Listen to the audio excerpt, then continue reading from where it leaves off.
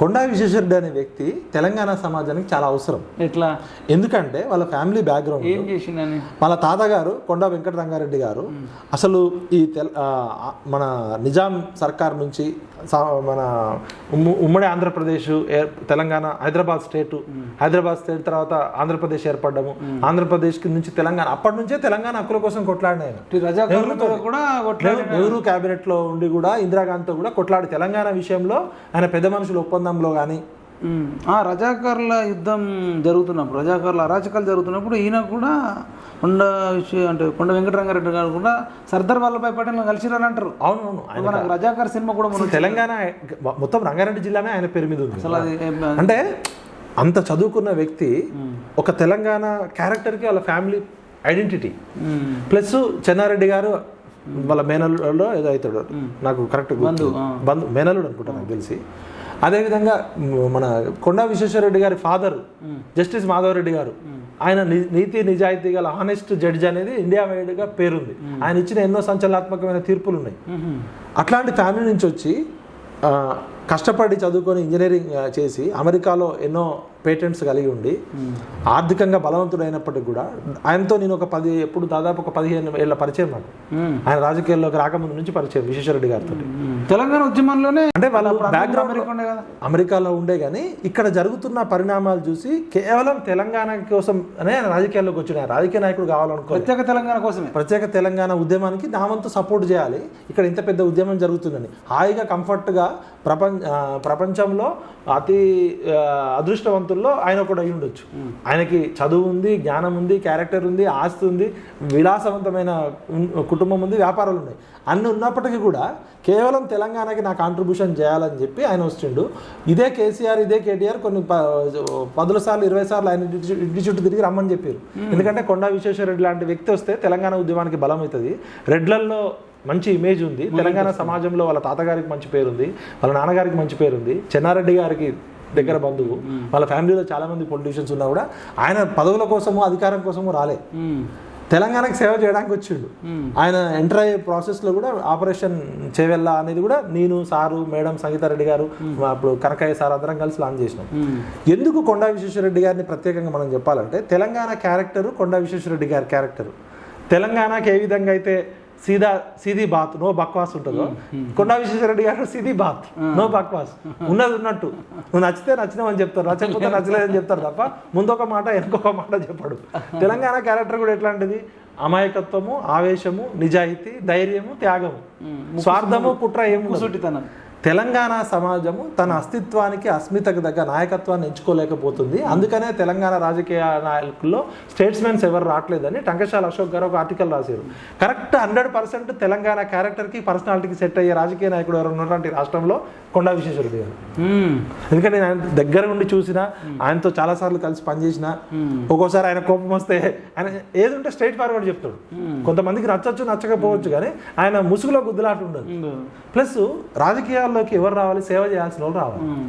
ఆయన స్వతహాగా ఆర్థికంగా వ్యాపారాల్లో సక్సెస్ అయ్యిండు, ప్రొఫెషనల్గా సక్సెస్ అయ్యిండు, సైంటిఫిక్ మైండ్ తోటి ఎన్నో తయారు చేసిండు. అలాంటి వ్యక్తి పార్లమెంట్లో ఉంటే దేశానికి అవసరం.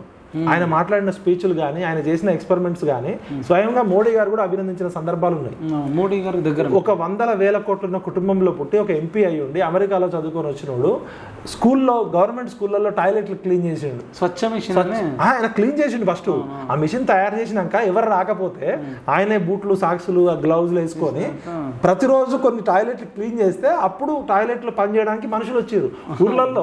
మన ఊర్లలో ఎట్లుంటుంది, పైకానాలు క్లీన్ చేయాలంటే వాడు తినడానికి లేకపోయినా పైకానా క్లీన్ చేయాలంటే అది గలీజ్ జాబ్ అనుకుంటారు.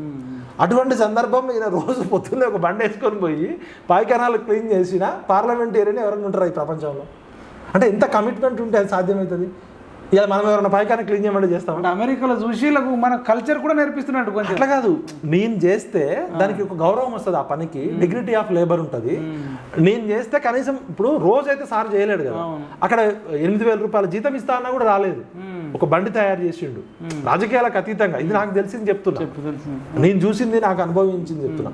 అదేవిధంగా చేవెళ్ళ, పరిగి, తాండూరు, వికారాబాద్ ఏరియాలో అన్ఎంప్లాయ్మెంట్ ఇష్యూ చాలా ఉందని చెప్పి ఎకో టూరిజం కానీ, కానీ ఈ అక్కడ ఒక లేక్ ఏదో ఉండే చెరువులలో బోటింగ్ కోటిపల్లి రిజర్వాయర్లో చాలా నేను వెళ్ళలే కానీ చాలా స్టోరీలు నేను అక్కడ ఇంటర్వ్యూ చేసిన సార్తోనే.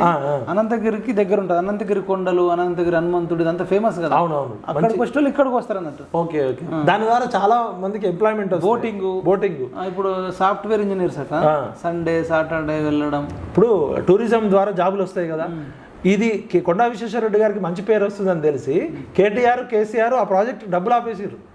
ఇది కూడా ఈయన సొంత డబ్బులతో బోటింగ్ అని పెట్టినా కూడా కలెక్టర్ అక్కడ గవర్నమెంట్ ఆఫీసర్స్ నుంచి ఆపేసారు. ఇంకా మన hill climbing, mountaineering, adventure sports అన్నీ ఉన్నాయి. తెలంగాణ ఉద్యమంలో కూడా మేమంతా సాగరహారంలో మిలియన్ మార్చ్ జరుగుతుంది కదా, మమ్మల్ని పోనీయకపోతే ఆయన బోట్లు తెప్పించిండు. హుసేన్ సాగర్ లో హరీష్ వచ్చిన బోటు కూడా సార్ ఐడియానే. పోలీసులు ఎవరు హుసేన్ సాగర్ దగ్గరికి పోయే పరిస్థితి లేదు, మొత్తం అంత తీవ్రంగా ఉంది కదా, కాల్పులు జరిపేటట్టుంటే సార్ ఇచ్చిన ఐడియా ఏంటంటే బోట్లో పోవాలి మనం చెప్పి బోట్లు వేసుకొని మేము అక్కడికి వచ్చినాం. ట్యాంక్ బండ్ ఎండింగ్ మీటింగ్ దగ్గరికి హరీష్ కూడా అదే వచ్చిండు. అది పెద్ద సంచలనం. మళ్ళీ సార్ చెప్పిండని హరీష్ రావు ఎక్కడ చెప్పలేదు, దొంగ చెప్పారు కదా, వీళ్ళు అంత దొంగలు కదా. సార్ చాలా క్రియేటివిటీగా ఉంటాయి. సార్కి ఏంటంటే కొంచెం కోపం ఎక్కువ ఉంటుంది, స్ట్రైట్ ఫార్వర్డ్ మాట్లాడతారు కాబట్టి చాలా మంది భయపడతారు. సార్ చెప్పే దానిలో నిజాయితీ ఉంటుంది. అలాంటి వ్యక్తి స్వయంగా మోడీ గారు చాలాసార్లు ప్రశంసించిన పార్లమెంట్లో ఈయన ఇచ్చిన స్పీచ్లు అన్నీ కూడా, ఈయన మాట్లాడింది పార్లమెంటరీ కమిటీలో దేశం మొత్తానికి ఉపయోగపడాల్సిన. ఇప్పుడు మిగతా వాళ్ళు ఏమో దోచుకోవడానికి వస్తే ఈయన ఆయనకు వచ్చే లాభాలు వ్యాపారాలు పక్కకి పెట్టి నాలెడ్జ్ని ఎంజాయ్ చేస్తారు. సార్ ఎప్పుడు కూడా ఏదైనా విషయం మీద మాట్లాడితే చాలా రీసెర్చ్ చేసి డెప్త్గా, సార్కి ఏదైనా మనం ఇన్ఫర్మేషన్ ఇవ్వాలంటే కూడా 1-10 సార్లు మిగతా పొలిటీషియన్తో మనం ముడిసిగా మాట్లాడచ్చు. విశ్వేశ్వరరెడ్డి గారితో మాట్లాడేటప్పుడు వాళ్ళు దగ్గర పెట్టుకొని మాట్లాడాలి. ఎందుకంటే ఎవ్రీథింగ్ ఆన్ డాట్ కరెక్ట్ ఉండాలంటాడు 100%. మాట్లాడే మాట చేసే ఆచరణ జడ్జి లాగానే స్ట్రిక్ట్. ఇంకా వాళ్ళ తాతగారు చెప్పిరట, రాజకీయాల్లోకి మీరు ఎవ్వరు రావద్దని చెప్పినట్టు. ఎందుకంటే మీకు మీ ఓన్ గా సంపాదించే ఇన్కమ్ ఉండాలి, మీరు సేవ చేయడానికి రాజకీయాల్లోకి రావాలి తప్ప రాజకీయాలను వృత్తి చేసుకోవద్దు. వృత్తిగా రాజకీయాల్లోకి నేను రావద్దు అని చెప్పి వాళ్ళ ఇంట్లో ఎవరు రాలే. మాధవరెడ్డి గారు రాలే, వాళ్ళ ఫ్యామిలీలో చాలా మంది ఎమ్మెల్యేలు, ఎంపీలు, మినిస్టర్లు కావచ్చు, వాళ్ళు తలుచుకుంటే సీఎంలు కూడా అయ్యేటోళ్ళు. వాళ్ళ తాతగారు చెప్పింది దానికి కట్టుబడి ఎవరు రాలే. తెలంగాణ ఉద్యమం కోసం ఆయన సొంతంగా తెలంగాణకి ఏదో చేయాలని తపన ఒకటి, ఇదే కేటీఆర్ కేసీఆర్ పై పదే రిక్వెస్ట్ చేయడంతో తప్పనిసరిగా తెలంగాణ కోసం ప్రేమ మీద వచ్చింది తప్ప ఖర్చు పెట్టిండు, సపోర్ట్ చేసిర్రు, రీసెర్చ్ చేసిర్రు. వాళ్ళకి ప్రోగ్రెస్ తెలంగాణ ఫౌండేషన్ ఆర్గనైజేషన్ ఉండే. అయితే చాలా మంది ఏంటంటే అబద్ధాలు చెప్పేటోళ్ళకి, ఈ మస్కాలు కొట్టేటోళ్ళకి, ఈ సార్ దగ్గర డబ్బులు ఎత్తుకుపోవాలని వచ్చేటోళ్ళకి సార్ ఉద్యమకారులకు కూడా చాలా మంది డబ్బులు ఇచ్చి ఇద్దరికి సపోర్ట్ చేసిండు. ఈవెన్ కేసీఆర్తో ఎదిరించి కేసీఆర్ చేసే తప్పు అని చెప్పి కూడా ఇంటర్నల్గా ఉండి కూడా ఆయన చెప్పి కేసీఆర్కి చెప్పొచ్చిండు. ఆయన ఈయన చేసే విధానాలు నచ్చక వచ్చిండు. అలాంటి పరిస్థితిలో బయటకు వచ్చి ఎమ్మటే పార్టీలో జాయిన్ కాలే ఆయన. ఒక ఆల్టర్నేటివ్ పాలిటిక్స్ కోసం మాలాంటోళ్ళని, మీలాంటోళ్ళని, ఉస్మానియా విద్యార్థి లీడర్లని, ప్రశ్నించే గొంతులని, జర్నలిస్టులని ఒక 1 year ఎక్సర్సైజ్ చేసిండు. సార్కున్న నిజాయితీకి తగ్గ వ్యక్తులు టీం దొరకకపోవడంతో లేకపోతే ఒక ఆల్టర్నేటివ్ పార్టీ పెడదామనే ఆలోచన కూడా చేసిండు సార్. అంటే ఎంత కమిట్మెంట్ ఉంటే తప్ప అంత కూడా తెలంగాణ కోసమే, ఏది చేసినా తెలంగాణ కోసమే. లేకపోతే అసలు ఆయన రాజకీయాలు అవసరం లేదు. నాతో స్వయంగా ఒకసారి చెప్పిండు, సార్ మరి ఎందుకు సార్ ఇంత రిస్క్ అంటే, నేను ఎంపీగా ఉన్నప్పుడు నా కాన్స్టిట్యున్సీలో కొన్ని ఎక్స్పెరిమెంట్స్ చేసినాం, ఇన్నోవేటివ్ ఎక్స్పెరిమెంట్స్. దానివల్ల చాలా మంచి రిజల్ట్స్ వస్తున్నాయి. ఆ రిజల్ట్స్ 100% వచ్చే దశలోనే నేను సెకండ్ టైం ఓడిపోవాల్సి వచ్చింది. గెలిచుంటే ఆ ప్రాజెక్టులన్నీ కంప్లీట్ చేయడం అనేది నా ప్రాథమిక బాధ్యత. ఎందుకంటే ఏదైనా ప్రాజెక్ట్ లాంచ్ చేసినప్పుడు దాన్ని 100% అవుట్పుట్ ఇవ్వాలి. ఆయన స్థాయికి కొండా విశ్వేశ్వరరెడ్డి అనే పేరు పెడితే ప్రధానమంత్రి మోడీ గారు అపాయింట్మెంట్ దొరుకుతుంది. ప్రపంచంలో ఎవరైనా కలవచ్చు వాళ్ళకున్న బ్యాక్గ్రౌండ్కి. ఆయన వల్ల ఎంపీ పోస్ట్కి గౌరవం పెరుగుతుంది తప్ప ఎంపీ అయితేనే కొండా విశ్వేశ్వరరెడ్డి గారికి గౌరవం లేదు. కొండా వెంకటరంగారెడ్డి గారి మనవడన్నా, జస్టిస్ మాధవరెడ్డి గారి అబ్బాయి అన్న, కొండా విశ్వేశ్వరరెడ్డి గారి పేరన్నా కూడా ఒక బ్రాండ్. చాలామంది ఏంటంటే ఇతరుల మనుషుల్లో ఉన్న గొప్ప గుత్తరాన్ని చెప్పడానికి సంకుచిస్తారు. ఇప్పుడు ఆయన అందరికి డబ్బులు ఇవ్వడు, ఎందుకు ఇవ్వాలి, డబ్బులు ఎందుకు ఇవ్వాలి అందరికీ? ఆయన ఫ్రీగా ఆయన డబ్బులు ప్రింటింగ్ చేస్తున్నాడా? ఆయన కూడా కష్టపడి సంపాదించుకున్న డబ్బులే కదా. చాలామంది ఏమనంటే మేము సార్ దగ్గరకు వచ్చేటోళ్ళలో 100లో చాలామంది డబ్బులు ఎక్స్పెక్ట్ చేసిపోతారు. సార్ కాజ్కి డబ్బులు, ఎడ్యుకేషను, ఆయన ఒకసారి చెప్పాడు, నేను గుడ్లకి వాటికి కన్నా కూడా ఎడ్యుకేషన్కి, హెల్త్కి. అన్న ఇప్పుడు నేను తెలుసుకున్నాను, నేను అంటే కొంత తిరుగుతున్న గ్రౌండ్లో ప్రతి సంవత్సరం మెరిట్స్ స్టూడెంట్స్ ఉంటారు కదా స్కూళ్ళల్లో, పేదవాళ్ళు, వాళ్ళందరికీ స్కాలర్షిప్ లాగా చెక్కులు ఇస్తాడట. నేను దత్తాత్రేయతో ఇప్పించిన అన్ని చూసిన. అంటే ఆయన గుప్తదానాలు చాలా చేస్తాడు, కానీ టాలెంట్ ఉన్నోడికి ఇస్తాడు. అంటే జెన్యూన్ అవసరం ఉన్నోడికి, నిజాయితీ ఉన్నోడికి.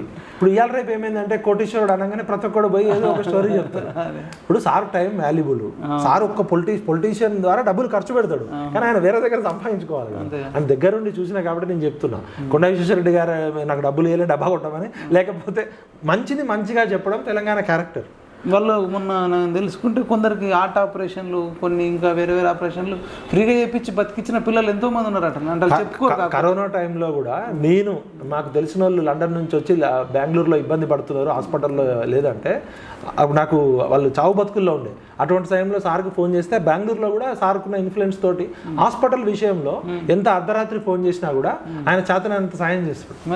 చాలా మందికి అపోలో హాస్పిటల్ ఈయన సొంత హాస్పిటల్ కాదు, వాళ్ళ అత్తగారి హాస్పిటల్, ఆయన కూడా ఆయన మాట చేస్తాడు. ఆయనంతలో కొంత డిస్కౌంట్ వీలైనంత వరకు మాక్సిమం ఎంత వరకు ఉంటే అంతవరకు చేయగలుగుతాడు. ఇప్పుడు అన్నిటికన్నా మించి ఆరోగ్యము, విద్యా విషయంలో సార్కి ఒక డెవలప్మెంట్ ప్లాన్ ఉంది. ఈ టీఆర్ఎస్ వాళ్ళకి ఏంటంటే ఇవన్నీ నచ్చక సార్కి పొగబెట్టారు, కానీ ఆయన ఎంపీ గెలవస్తే అదృష్టవశాత్తు అట్లాంటి వ్యక్తి కేంద్ర మంత్రి కావాలని కోరుకుంటున్నా. ఎందుకంటే దేశం మొత్తానికి అవసరం కొండా విశ్వేశ్వరరెడ్డి గారి నిజాయితీ, కొండా విశ్వేశ్వరరెడ్డి గారి టాలెంట్ దేశం మొత్తానికి అవసరం. నేను కొన్ని చూసినా నేను షాక్ అయిపోయినా. అంటే నేను మునుగోడ ఎలక్షన్కి పోయినప్పుడు కొన్ని టోపీ ఇచ్చి, వర్షం పడుతుంది అప్పుడు, నాకు ఒక టోపీ ఇచ్చిండు సార్. అక్కడ సడన్గా కలిస్తే టోపీ పెట్టుకుంటే ఎందుకు సార్ అంటే, ఇది గొర్రెల కుర్మల కోసం, గొర్రెల కాపర్ల కోసం, ఎండల బయటోళ్ళ కోసం అని చెప్పేసి దాని పేరు నీడ అని చెప్పి ఇట్లా టోపీ పెట్టిండు. Okay okay okay. అంటే మనందరం వడదెబ్బ తగిలి పలానా గొర్రెల కాపరి మృతి, వడదెబ్బ తగిలి పలానా గీతా కార్మికుడు మృతి అని మనం పేపర్లో చదివి బాధపడతాం తప్ప, ఈయన ఏం చేసిందంటే దీనికి ఒక సొల్యూషన్ వెతకాలని చెప్పేసి మరి ఎన్ని పుస్తకాలు చదివిండా, ఎంతమందిని కలిసిండా, రీసెర్చ్ చేసి నీడ అనే ఒక పెద్ద దాన్ని ఒక సార్ మెంటాలిటీ, సైంటిఫిక్ అటిట్యూడ్, ఒక ప్రాబ్లంకి సొల్యూషన్ వెతికే అది కనిపెట్టి కొన్ని వేలు తయారు చేయించి అందరికి ఫ్రీగా ఇస్తే చాలా మంది గొల్ల కుర్మలు వడదెబ్బకు గురి కాకుండా, ఎండలో పోయేటోళ్ళు ఇంకా ఎంత చిన్న సొల్యూషన్, స్మార్ట్ సొల్యూషన్. ఇంకొకటి మీరు చెప్తుంటే గుర్తు, ఎండకు వర్షానికి రెండింటికి పనిచేస్తుంది అన్న. ప్రాణాలను నిలబెట్టే పని అన్న. వడదెబ్బ దగ్గర చాలా మంది చచ్చిపోయిన వాళ్ళు అది ఇప్పుడు ఒక్కటి దావారు మరి అటు సైడ్ మీరు టోపీలు పెట్టుకున్న వాళ్ళు. ఇంకో విషయం మీరు చెప్తుంటే నాకు గుర్తొచ్చింది, నేను చూసిన కరోనా టైంలో సార్ సొంతంగా ఇన్నోవేషన్ తోటి అది మాస్క్ తయారు చేసారు. ఆ మాస్క్ ఎట్లా ఉంటుంది అది, అంటే అప్పుడు మన దాని ఎగ్జాక్ట్లీ సైంటిఫిక్ గా నాకు ఎక్స్ప్లెయిన్ చేయడం అట్లా ఇన్నోవేషన్ అది అప్పటి వరకు లేదు అసలు. కరోనా రాకుండా ఇప్పుడు డాక్టర్లు అది పెట్టుకొని పోతారు కదా, ఆ వైరస్లు. డాక్టర్లు అసలు ఫస్ట్ పీపీ కిట్లు, డాక్టర్లు వారియర్స్ వాళ్ళే కదా, వాళ్ళకి ప్రొటెక్షన్ కోసం అద్భుతమైన మాస్క్ తయారు చేసాడు సార్. చాలా ఇన్నోవేషన్ తోటి. నాకు దాన్ని కరెక్ట్ ఎక్స్ప్లెయిన్ చేయడం, ప్రొటెక్టెడ్ సార్ ఓన్ పేటెంట్ అది. డాక్టర్లు అందరికీ అది ఎక్స్పెరిమెంట్ చేసి సక్సెస్ అయింది. ఇప్పుడు చేవెళ్ళ పరిధిలో కానీ చేయాలి కాదు, అసలు ఇండియాలోనే అది సక్సెస్, పేటెంట్ కూడా ఉంది సార్. అది ఇంటర్నేషనల్ వైడ్, అది మొత్తం అది తయారు చేసారు సార్. తర్వాత ఏమైంది నాకు తెలియదు, కానీ నేను చూసిన అది గ్రేట్ కదా. ఇంకోటి చేవెళ్ళ ఫార్మ్స్ అని సార్కి ఒకటి ఉంటుంది, లోకల్గా పండిన టమాటాలు రైతులతో టైప్ పెట్టించి ఈ పిజ్జా ఉంటాయి కదా మల్టీనేషనల్ కంపెనీలలో, పిజ్జా ఏంది మన మెక్డొనాల్డ్స్, వాళ్ళందరితోటి చేవెళ్ళ ఫార్మర్స్ తోటి లింక్ చేసిండు. టమాటాలు, ఇప్పుడు టమాటాలు మామూలుగా మనము 2 రూపాయలకి గిరాకీ లేనప్పుడు 2 రూపాయలకు కొంటాం, ఒకప్పుడు 20 రూపాయలకు కొంటాం. ఈ ఫార్మర్స్ లింక్ చేయాలని చెప్పి ఈ పెద్ద పెద్ద ఉన్నాయి కదా ఈ ఫాస్ట్ ఫుడ్ సెంటర్స్, ఈ పిజ్జా అట్లాంటి వాటికి మాకు ఒకసారి తినిపించి కూడా సార్ స్వయంగా ఒక పిజ్జా దాది కూడా చేసిండు. అంటే చాలా ఎక్స్పెరిమెంట్స్ ఉన్నాయి. దానివల్ల రైతులకు చాలా ఆదాయం పెరుగుతుంది, రైతులకి లాభము, రైతు ఆత్మహత్యలు తగ్గడానికి ఉపయోగపడుతుంది. నేను చెప్పిన నీడా టోపీల వల్ల ఎండలో పోయేటోళ్ళు వడదెబ్బలు మనకు తెలిసినవి కొన్ని, మనకు తెలియకుండా ఇంకా చాలా ఉన్నాయి. ఇంకోటి చెప్తే షాక్ అవుతారు. ఇప్పుడు మనం చాలా దగ్గర సినిమాలలో కూడా కొన్ని చూస్తుంటాం, ఒక ఓపెన్గా బోర్లు వేస్తుంటారు, ఆ ఓపెన్గా దాన్ని కప్పకుండా అట్లనే వదిలేస్తారు. చిన్న పిల్లలు వాడి ఎంతో మంది చచ్చిపోయిన వాళ్ళని మనం రియల్ లైఫ్లో చూసినాం, సినిమాలలో చూసినాం. మనం అందరం చూసి బాధపడమే తప్ప ఇంకేం చేయలేం కదా. సార్ ఏదో కనిపెట్టి దాని ద్వారా ఎక్కడెక్కడ మరి కప్పి పెట్టాలని అందరికి ఉంటుంది, కానీ అది ఎట్లా కప్పి పెట్టాలా, ఏదో కనిపెట్టి దాని ద్వారా ఇవి ఎక్కడెక్కడ ఉంటాయి అనేది ఐడెంటిఫై చేయించిండు. ఐడెంటిఫై చేయించి అవన్నీ ఇప్పుడు చేవెళ్ళ పార్లమెంట్ పరిధిలో ఎక్కడ లేకుండా కూడిపేపించిండు. ఇప్పుడు ఆ పరిధిలో ఎవరు కూడా పిల్లలు పడిపోయి చనిపోయే ప్రమాదం లేదు. చిన్న పిల్లలు పడరు, గొర్రె మేక పడదు, ఇంకేదైనా ఏది పడకుండా. అంటే అసలు ఈ రకంగా అసలు అలాంటి పర్సనాలిటీ డిఫరెంట్. ఇంకోటి నాకు గుర్తొచ్చింది మీరు చెప్తుంటే, ఒకటి చైనాలో గతంలో ఒక రాజు కొన్ని వందల సంవత్సరాల క్రితము ఆయనే దేవుడు అనే దాకా వెళ్ళిపోయాడు కేసీఆర్ లాగా.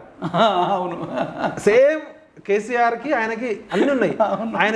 ఆయన బతుకున్నప్పుడు ఒక దశలో ఏమైందంటే ఇక ఎదురులేని రాజ్యం నియంత చేసి అక్కడ చుట్టుపక్కల డబ్బా కొట్టేటోళ్ళు ఉంటారు ఇట్లా మన టీఆర్ఎస్ పక్కన డబ్బా కొట్టే బ్యాచ్లోడు ఈయన తనను తాను దేవుడుగా నమ్మే స్థితికి వెళ్ళిపోతే నువ్వు సైనైడ్ రోజు కొంచెం కొంచెం సైనైడ్ తీసుకుంటే నువ్వు దేవుడు అవుతావని చెప్తే సైనైడ్ తీసుకొని చచ్చిపోయాడు పిచ్చోడు ఆ రాజు. సార్ దాన్ని కంపేర్ చేస్తూ ఆ రాజు ఎట్లయితే పిచ్చి పిచ్చి పనులు చేసిండో సేమ్ రిప్లికా 100 తప్పులు ఎట్లయితున్నాయో కేసీఆర్ కరెక్ట్ గా సెట్ అయ్యేటట్టు ఒక డాక్యుమెంటరీ తీసిండు. అసలు మామూలు విషయం ఆ రాజు స్టోరీ నాకు పేరు గుర్తులేదు, చాలా ఫేమస్ డాక్యుమెంటరీ మొత్తం చూసిన. ఎంత క్రియేటివిటీగా ఒక BBC ఒక నేషనల్ జాగ్రఫీ లెవెల్లో ఇంటర్నేషనల్ లెవెల్ చేయించిండు. ఆ డాక్యుమెంటరీ అందరం చూడాలి. కరెక్ట్ ఆ రాజు జీవిత చరిత్ర ఆయన చేసిన తుగ్లక్ పనులన్నీ చూస్తే కేసీఆర్ 10 ఏళ్లలో చేసిన అన్ని బయటకు వస్తాయి. చాలా వెరైటీ చేసిండు తెలంగాణ ప్రజలు. ఇప్పుడు మనం అనుకుంటాం ఏదో మనం అరిసినాం గట్టిగా మాట్లాడినాం కూడా సార్ స్మూత్ గానే రీసెర్చ్ చాలా అందరు చూడాల్సిన డాక్యుమెంటరీ. వీలైతే మీరు సార్ కూడా చెప్పి ఆ చేవేలలో కానీ అందరికి చూపించాలి. ఇప్పుడు క్రియేటివ్ బ్రెయిన్ అనేది, డెవలప్మెంట్ బ్రెయిన్ అనేది, ప్రోగ్రెసివ్ బ్రెయిన్ అనేది ప్రతి ఒక్కరికి ఉండాలి. సార్ ఇక్కడ ఇంజనీరింగ్ చదవడము, ఈవెన్ అబ్దుల్ కలాంతో కూడా సార్ పనిచేసిన సందర్భం ఉన్నాయి. అబ్దుల్ కలాం ఇంకోటి GE electrical company India head గా పనిచేసారు. విప్రోదాలు చాలా పెద్ద పెద్ద పోస్టులు చేసిండు సార్. నాకు అన్ని కరెక్ట్ గుర్తురాట్లే కానీ ఏదైనా పొరపాటు జరిగితే క్షమించండి. నాకు తెలిసినవి నేను వేరే వాళ్ళ ద్వారా విన్నాయి నేను మీకు చెప్తాను. ఈయన ఒక ఎంపీ ఇంత ప్రజల కోసం పరితపించడం ఎక్కడన్నా చూసారా అన్న? బయోగ్యాస్ అని ఇప్పుడు మనకు అక్కడ సేవలు బయోగ్యాస్ అనేది ఒకటి తయారు చేయించి దాని ద్వారా కూడా మనకు సిలిండర్ గ్యాస్ అట్లా మనకి తెలిసినవి కొన్ని అంటే ప్రతిదీ ఇట్లా క్రియేటివిటీ. ఇప్పుడు మనకేంది మనం ఎవరో ద్వారానో లేకపోతే చూస్తాను. సార్ అయితే మనకు చెప్పలే కదా ఇది నేను చేసిన అది నేను చేసిన. నేనేమంటున్నా అంటే రాజకీయాల్లో స్టేట్స్ మెన్ అవసరం. రాజకీయాల్లో ఇలాంటి వ్యక్తులు కావాలి. అసలు ఇట్లాంటి వ్యక్తి ఉంటే రాష్ట్రం ఎంత, అసలు దేశం ప్రపంచానికి కూడా ఉపయోగం. ఇప్పుడు సార్ చేసిన ఇన్నోవేషన్ ఆయన కోసం కాదు కదా. అంటే పార్లమెంట్లో ఉండాల్సిన వాళ్ళు ఇట్లాంటి వాళ్ళు, పాలసీలు తయారు చేసిన వాళ్ళు ఇట్లా ఐడియాలు ఇస్తారు అంతే కదా. అసలు పాలసీ తయారు చేస్తారు కదా. తయారు చేసినప్పుడు ఇవన్నీ సంజయ్ జాదవ్ అని ఆయన ఫేమస్ సోషియాలజీ ప్రొఫెసర్ పూణే యూనివర్సిటీలో ఉంటారు. ఆయన పేరు జాదవ్ సార్ అంటారు. అసలు highly respected social scholar, world scholar. సార్కి చాలా ఇష్టం ఆయన అంటే, సార్ అంటే చాలా ఇష్టం ఆయనకి. జాదవ్ సాబ్ అనేట ఆయన sociology professor, world wide social సైన్సెస్లో టాప్. సార్ ఇష్టపడతాడు. ప్రధానమంత్రి మోడీ గారు కూడా సార్ చేసిన పనులు చాలా ఇష్టపడ్డారు. అంటే ఇలాంటి వ్యక్తులు చట్టసభలకు పోవడం, ఇలాంటి వాళ్ళు ఉండడం తెలంగాణ గర్వకారం. ఇలాంటి వాళ్ళు రాజకీయాల్లో ఉంటే రేపు రాబోయే మళ్ళాంటి తరాలకు కూడా ఒక స్ఫూర్తి వస్తుంది. కొండా విశ్వేశ్వరరెడ్డి గారి నాలెడ్జ్ ఎక్కడ, ఆయన కమిట్మెంట్ ఎక్కడ, అజిత్ రెడ్డి ఎక్కడ? అట్లాంటి వ్యక్తికి రేవంత్ రెడ్డి టికెట్ ఇచ్చినారు. ఒక రకంగా రేవంత్ రెడ్డి నిజమే చెప్పిండు ఆ మాట. కొండా విశ్వేశ్వరరెడ్డి మంచోడనే చెప్పిండు కదా. అసలు మంచితనం వేరన్నా. ఇప్పుడు మీరు చెప్పిన creativity, development, progress, thoughts, policy research. నేను మిగతా రాజకీయ నాయకులతో మాట్లాడేటప్పుడు నాకు తెలిసిన జ్ఞానము జర్నలిస్టులకు ఏముంటుంది, వినికిడి జ్ఞానం ఉంటుంది, లేకపోతే అధ్యయన జ్ఞానం ఉంటుంది, మన అనుభవం ఉంటుంది. సార్తో మాట్లాడే ముందు నేను 1-2 సార్లు రీసెర్చ్ చేసి ప్రాపర్గా ఉంటే తప్ప మాట్లాడను. మనం సార్కి ఏదైనా ఇన్ఫర్మేషన్ ఇద్దామనిపోతే మనం కొత్తగా నేర్చుకుంటాం. తెలంగాణ విషయంలో మనకు కొంత అవగాహన ఉందని చెప్పి సార్ ఎప్పుడైనా అయితే సార్కి ఏదైనా ఇన్ఫర్మేషన్ షేర్ చేస్తున్నామంటే ఎలక్ట్రిసిటీ విషయంలో సార్ని ఎడ్యుకేట్ చేద్దామని నేను చాలా నేర్చుకున్నా. అంతేనా? సార్కి ఏదైనా ఇన్ఫర్మేషన్ ఇద్దా అంటే ఎంత ప్రాసెస్ చూడండి. ఏదైనా విషయంలో సార్కి మనం విటల్ తెలంగాణ మీద మీకు ఏదైనా ఇన్ఫర్మేషన్ ఉందా కొంచెం చెప్పండి అంటే సార్ అడిగిండి అనే దాంతో 1 వారం రోజులు 10 రోజులు రీసెర్చ్ చేసి చేయడం వల్ల నాకెక్కువ లాభం జరిగింది. చూడండి, అంటే ఇట్లాంటి కమిట్మెంట్, క్యారెక్టరు, కెపాసిటీ, నిజాయితీ ఉన్నోళ్ళు తెలంగాణ క్యారెక్టర్ ఇది. కొండా విశ్వేశ్వరరెడ్డిని కొండా విశ్వేశ్వరరెడ్డి గారిని పార్లమెంట్కి పంపడం అంటే తెలంగాణ క్యారెక్టర్ని పార్లమెంట్లో చూపించడం. అబ్బా, అంటే ఒక వ్యక్తి ఒక తెలంగాణ పర్సనాలిటీకి, క్యారెక్టర్కి రెప్లికా. మనకు ఎట్లా అంత లేదు కాబట్టి ఉన్నుండన్నా పంపించాలి. సార్ పార్లమెంట్లో మాట్లాడుతుంటే తెలంగాణ గొప్పతనం తెలుస్తుంది. తెలుగు జాతి మీరు అన్నట్టు అన్ని రాష్ట్రాల ప్రజలు చూస్తారు, మొత్తం దేశం ప్రపంచం అంతా చూస్తారు. అది ఎంత అసలు చేవేళ్ళలో కూడా పొంగి సార్ పార్లమెంట్లో మాట్లాడడం వల్ల మిగతా 542 మంది ఎంపీలు నేర్చుకుంటారు. భారతదేశం మొత్తం నేర్చుకుంటే ప్రపంచం అంతా ఇట్లా ఉండాలని, ఇట్లా చేయాలని చెప్పి. అంత ఈజీ కాదు. ఇప్పుడు పార్లమెంట్లో అంత మేధావులు ఉంటారు. అట్లాంటి వాళ్ళు అందరు ప్రశంసలు పొంది పార్టీలకు అతీతంగా సార్ని లైక్ చేస్తారు. నేను స్వయంగా చూసిన భూపేందర్ యాదవ్ సార్ ఇంకా బీజేపీలో కూడా టీఆర్ఎస్ నుంచి బయటకు వస్తే ఒక ప్రైమ్ మినిస్టర్ గారు తప్ప అందరు సార్ని కలిసారు బీజేపీలోకి రమ్మని చెప్పి. ప్రైమ్ మినిస్టర్ ఆశీస్సులతోటి టాప్ వాళ్ళు సీక్రెట్గా వచ్చి కలిసిపోయారు. నాకు కొంతమంది తెలుసు. ఎంత నిజాయితీ ఉంటే, ఎంత మ్యాగ్నానిమిటీ ఉంటే వస్తారు. నేను అందుకని ఏం చెప్తున్నా అంటే ఎందుకు ఈ పార్లమెంట్ ఎలక్షన్లో తెలంగాణ సమాజంతో సంబంధం ఉన్న వాళ్ళని రాజకీయాలకు అతీతంగా గెలిపించాలి. కొండా విశ్వేశ్వరరెడ్డి గారిని గెలిపించాల్సిందే. అదేవిధంగా మన బండి సంజయ్ అని ఉన్నాడు. బండి సంజయ్ అన్న ఒక మామూలు కార్పొరేటర్. బండి సంజయ్ అన్న బీజేపీ అధ్యక్షుడు అయ్యేదాకా కూడా రాష్ట్రం మొత్తానికి ఎవరికి తెలియదు. ఒకసారి ఎమ్మెల్యేగా ఓడిపోతే గెలిచినోడు ఇంటి దగ్గర 500 మందో 1000 మందో ఉంటే ఓడిపోయిన బండి సంజయ్ ఇంటి దగ్గర 1000 మంది ఉన్నారు. పట్టుకుని ఏడిసిరు కదా 1000 మంది. ఇప్పుడు జనరల్గా ఎలక్షన్లో గెలిచినోడు ఇంటి దగ్గర అందరు టపాసులు కాలుస్తూ బాంబులు కాలుస్తూ ఉంటారు. ఓడిపోయిన ఇంటి దగ్గర 10 రెట్లు జనం ఉన్నారంటే నాకు ఆశ్చర్యం వేసింది. నేను స్వయంగా చూసిన కరీంనగర్లో చిన్న చిన్న పిల్లలు కూడా అన్నకి ఇట్లా స్కూల్కి పోయేటోడు, 8th క్లాస్కి పోయేటోడు, 9th క్లాస్ పోయేటోడు, కాలేజ్ వాడు కూడా ఏదో ఫ్రెండ్స్కి చెప్పినట్టు చెప్తారు. బండి సంజయ్ గారికి నాకు ఉన్న సంబంధం ఏంటంటే, నేను కేసీఆర్ మీద అన్ని మీటింగ్లలో మాట్లాడుతూ సోషల్ మీడియాలో ఎక్స్పోజ్ చేస్తుంటే నన్ను అరెస్ట్ చేయడానికి టాస్క్ ఫోర్స్ పోలీసులు వస్తున్నారు, నన్ను లిఫ్ట్ చేయడానికి అని తెలిసి, ఆయనకి ఎక్కడ ఇన్ఫర్మేషన్ వచ్చింది తెలిసి మా ఇంటికి రాత్రి కరీంనగర్ నుంచి మనుషులు వచ్చి నన్ను కరీంనగర్ తీసుకుపోయి, అప్పటిదాకా నాకు బండి సంజయ్ గారితో సంబంధంగా ఉండలేదు. కానీ వాళ్ళు అబ్జర్వ్ చేస్తారు. ఎవరో నా గురించి ఎవరో చెప్పిరట ఇట్లా ఉంది, ప్రమాదం ఉంది అంటే కరీంనగర్ పోయినాక అప్పుడు చూసిన మొట్టమొదటిసారి బండి సంజయ్ని వాళ్ళ ఇంట్లో పెట్టుకొని వారం రోజులు వాళ్ళ ఇంట్లో షెల్టర్ ఇచ్చి నాకు ప్రొటెక్షన్ ఇచ్చి, నేనున్నా అన్నా నీకు ధైర్యంగా అని చెప్పి ఢిల్లీ తీసుకుపోయి ఢిల్లీలో నాకు ప్రొటెక్షన్ ఇచ్చి, ఉద్యమకారుడికి ఒక ఉద్యమకారుడితో ఉండే బంధం. నేను తెలంగాణ ఉద్యమంలో ఉన్నా, ఆయన సామాజిక రేవంత్ రెడ్డి మనుషులు ఎవరు రాలే అప్పుడు. రేవంత్ రెడ్డి గారు తర్వాత రెండోసారి అరెస్ట్ చేసినప్పుడు బిడ్డల్ని చేస్తే నేను అనుకోనని స్టేట్మెంట్ ఇచ్చాడు. ఆ విషయంలో రేవంత్ రెడ్డి కూడా థ్యాంక్స్ చెప్పాలి. బట్ బండి సంజయ్ గారు స్టేట్మెంట్ ఇచ్చి వదిలేలే కదా, డైరెక్ట్ అది అయిపోయిందా. అప్పుడు నా ప్రాణాలు కాపాడుకున్నా. తర్వాత మల్లన్న జైల్లో ఉన్నాడు, మల్లన్న ఆఫీస్లో మన ఇద్దరే పోతుంటే మీరు రాలేదు, నేను బలవంతంగా చేసినా కూడా మీరు రాలే. ఆ రోజు సాయంత్రం 5 గంటలకు వెళ్తే 7 గంటలకు మల్లన్న అరెస్ట్ చేశారు, మమ్మల్ని అందరు నన్ను సతీష్ కమల్ అరెస్ట్ చేశారు. నన్ను సాయంత్రం 6:30-7 గంటలకు లిఫ్ట్ చేస్తే బండి సంజయ్ గారు ఢిల్లీలో ఉన్నాడు, నాకు కూడా తెలియదు. నా ఫోన్లు కూడా లాక్కున్నారు. నేను బండి సంజయ్ గారికి ఫోన్ చేసి చెప్పలే, నాకు తెలియదు. నన్ను సతీష్ కమల్ తీసుకుపోయి పోలీస్ స్టేషన్లు అన్నీ తిప్పుతున్నారు, అవుట్స్కట్స్ పోలీస్ స్టేషన్లు. 10ంటికి మా ఇంటికి వచ్చేసిండు రాత్రి. ఢిల్లీలో ఉన్న బండి సంజయ్ సాయంత్రం 7 గంటలకి ఆయన ఇంటి దగ్గర నుంచి ఎయిర్పోర్ట్కి పోవాలి, టైం పడుతుంది. ఎయిర్పోర్ట్కి పోయి ఫ్లైట్ దొరకాలి, ఫ్లైట్ ఎక్కి మళ్ళీ శంషాబాద్లో దిగి మా ఇంటికి రావాలి. 10 గంటలకల్లా మా ఇంట్లో ఉండి డీజీపీ గారికి, హోమ్ మినిస్టర్కి, ముఖ్యమంత్రికి అందరికీ ఫోన్లు చేసి అర్ధరాత్రి 12 గంటలకల్లా నేను మా ఇంట్లోకి వచ్చేసిన. నాతో పాటు అరెస్ట్ అయిన వాళ్ళు అందరూ ఎక్కడెక్కడో ఉన్నారు. అంటే మనుషుల పట్ల నాకు బండి సంజయ్కి నేను బీజేపీ కార్యకర్తను కాదు, ఆయన నేను కలిసి పనిచేసినోడిని కాదు, లేకపోతే ఆయనకి నాకు బంధుత్వం కూడా. నేను ఆ రోజు మీ అల్లుడు ఫోన్ చేసిరు, వదిన చేసింది. నేను ఎంపీ అరవింద్ అన్నతో కూడా వాయిస్ తీసుకుంటే తీవ్రంగా ఖండించింది మీ విషయంలో కూడా. అరవింద్ అన్న కూడా ఓకే, నాకు తెలియదు ఇప్పుడు విఠలన్న అరెస్ట్ చేసిరు సార్ అన్న ఫోన్ చేసిన.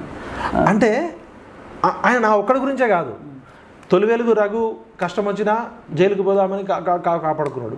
ఇదే తీన్మార్ మల్లన్నని 2 సార్లు అరెస్ట్ చేసినప్పుడు మీకోసం మాట్లాడిండు. ముఖ్యంగా నేరెళ్ళ బాధితుల విషయంలో అప్పటికి ఇంకా ఆయన ఎంపీ కూడా కాదనుకుంటా, నేరెళ్ళ బాధితులకి ఇట్లా సీరియస్గా ఇష్యూ అవుతుందని తెలిసి వాళ్ళని 3 రోజులు 3rd డిగ్రీ పెట్టి ఇక కొట్టి పోలీసులే అలసిపోయి ఇక చచ్చిపోయే దశలో తీసుకుపోయి జైల్లో పెట్టారు. జైలుకి తీసుకపోతే జైల్లో ఎవరైనా కొత్త ఖైదీలు వచ్చినప్పుడు ఎంట్రీ చేసేటప్పుడు వాళ్ళకి హెల్త్ సర్టిఫికేట్ చూస్తారు. వాళ్ళ పరిస్థితి చూస్తే మొత్తం బ్లీడింగ్, ఇంటర్నల్ బ్లీడింగ్, ఇక ఇంకొక 2 రోజులు చచ్చిపోయే పరిస్థితి. Jail warden Sivakumar, jail superintendent, ఆయన వీళ్ళ హెల్త్ కండిషన్ చూసి వీళ్ళని ఇట్లా ఎంతగానో కొట్టారు, ఈ పొజిషన్లో నేను జైల్లో పెట్టి చచ్చిపోతారని చెప్పి మళ్ళీ రిటర్న్ గవర్నమెంట్ హాస్పిటల్కి పంపిస్తే ఆ విషయం తెలుసుకొని అప్పుడు బండి సంజయ్ అన్న మొత్తం ఆ ఇష్యూ హైలైట్ చేసి ఇన్వాల్వ్ అయితే అప్పుడు మీరా కుమార్ వచ్చి, కాంగ్రెస్ లీడర్లు వచ్చి, పొన్నం ప్రభాకర్ వీళ్ళంతా వచ్చి ఇష్యూ అయింది. లేకపోతే వాళ్ళు చచ్చిపోయేటోళ్ళు. అవును, వాళ్ళకేం సంబంధం లేదు. అంటే ఎవడు కష్టాల్లో ఉన్నా తిన్మార్ మల్లన్న విషయంలో కాపాడిండు, నా విషయంలో కాపాడిండు, తొలివేలు రఘు విషయంలో సంబంధించిండు, మీ విషయంలో సపోర్ట్ చేసిండు, కాలోజీ టీవీ సీనన్న అందరూ ప్రశ్నించే కొంతకాలం ఇబ్బంది ఉందంటే మీరు పక్కకు ఉన్నారు. అవును, మీ పక్కకు పెట్టుకుని అందరి పేర్లు చెప్తూ వీళ్ళకేమైనా అయితే మంచిగా ఉండదు. మనందరం ఏ భరోసా ఉండే, మనందరికి ఏమైనా బండి సంజయ్తో సంబంధమా, కాషాయ దళమా, బీజేపీ వాళ్ళమా, హిందుత్వ వాళ్ళమా, కొట్లాడుతారనే. కొట్లాడేటోడు ఇంకో కొట్లాడేటోడిని కాపాడుకుంటాడు, నిజాయితీగా కొట్లాడేటోడు. మనకి ఆయనకి ఉన్న బంధం కొట్లాడే సంబంధం. రాణి రుద్రమదేవికి కానీ ఎవరికి కష్టం వచ్చినా కూడా కాపాడుకున్నాడు కదా. మరి అలాంటి వ్యక్తి తెలంగాణ పార్లమెంట్లో ఉండాలా వద్దా? ఉండాలి కదా. అదేవిధంగా ఈటల రాజేందర్ ఉన్నాడు. ఈటల రాజేందర్ అనే వ్యక్తి తెలంగాణ ఉద్యమంతో సంబంధం ఉన్నాడు, బీసీ బిడ్డ. మరి ఇవాళ మనకి కేసీఆర్ని ఎదిరించి కేసీఆర్ కోటకి గడిలకు బద్దలు ఎక్కడ కొట్టిండు హుజురాబాద్లో గెలిచినాకనే కదా టీఆర్ఎస్ అనే కోటని ఫస్ట్ దుబ్బాకలో దుమ్ము రేపారు, హైదరాబాద్లో నీళ్ళలో ముంచిర్రు, హుజురాబాద్లో జీ హుజూర్ అనలే, కేసీఆర్కి జీ హుజూర్ అనుకుంటా కేసీఆర్ గడిల కోటని బద్దలైంది. అక్కడ నుంచి ఇక కేసీఆర్ జారుడు పడిన మీద కదా. మరి ఈటల రాజేంద్ర ఉండాలా వద్దా? ఆయన ఏ పార్టీ అనేది పక్కన పెట్టి. అదేవిధంగా రఘునందన్ రావు ఉన్నాడు దుబాకలో. రఘునందన్ రావు అనేటోడు తెలంగాణ ఉద్యమం 2001 నుంచి నేను జర్నలిస్ట్గా ఉన్నప్పటి నుంచి టీఆర్ఎస్ పార్టీలో ఉన్నాడు.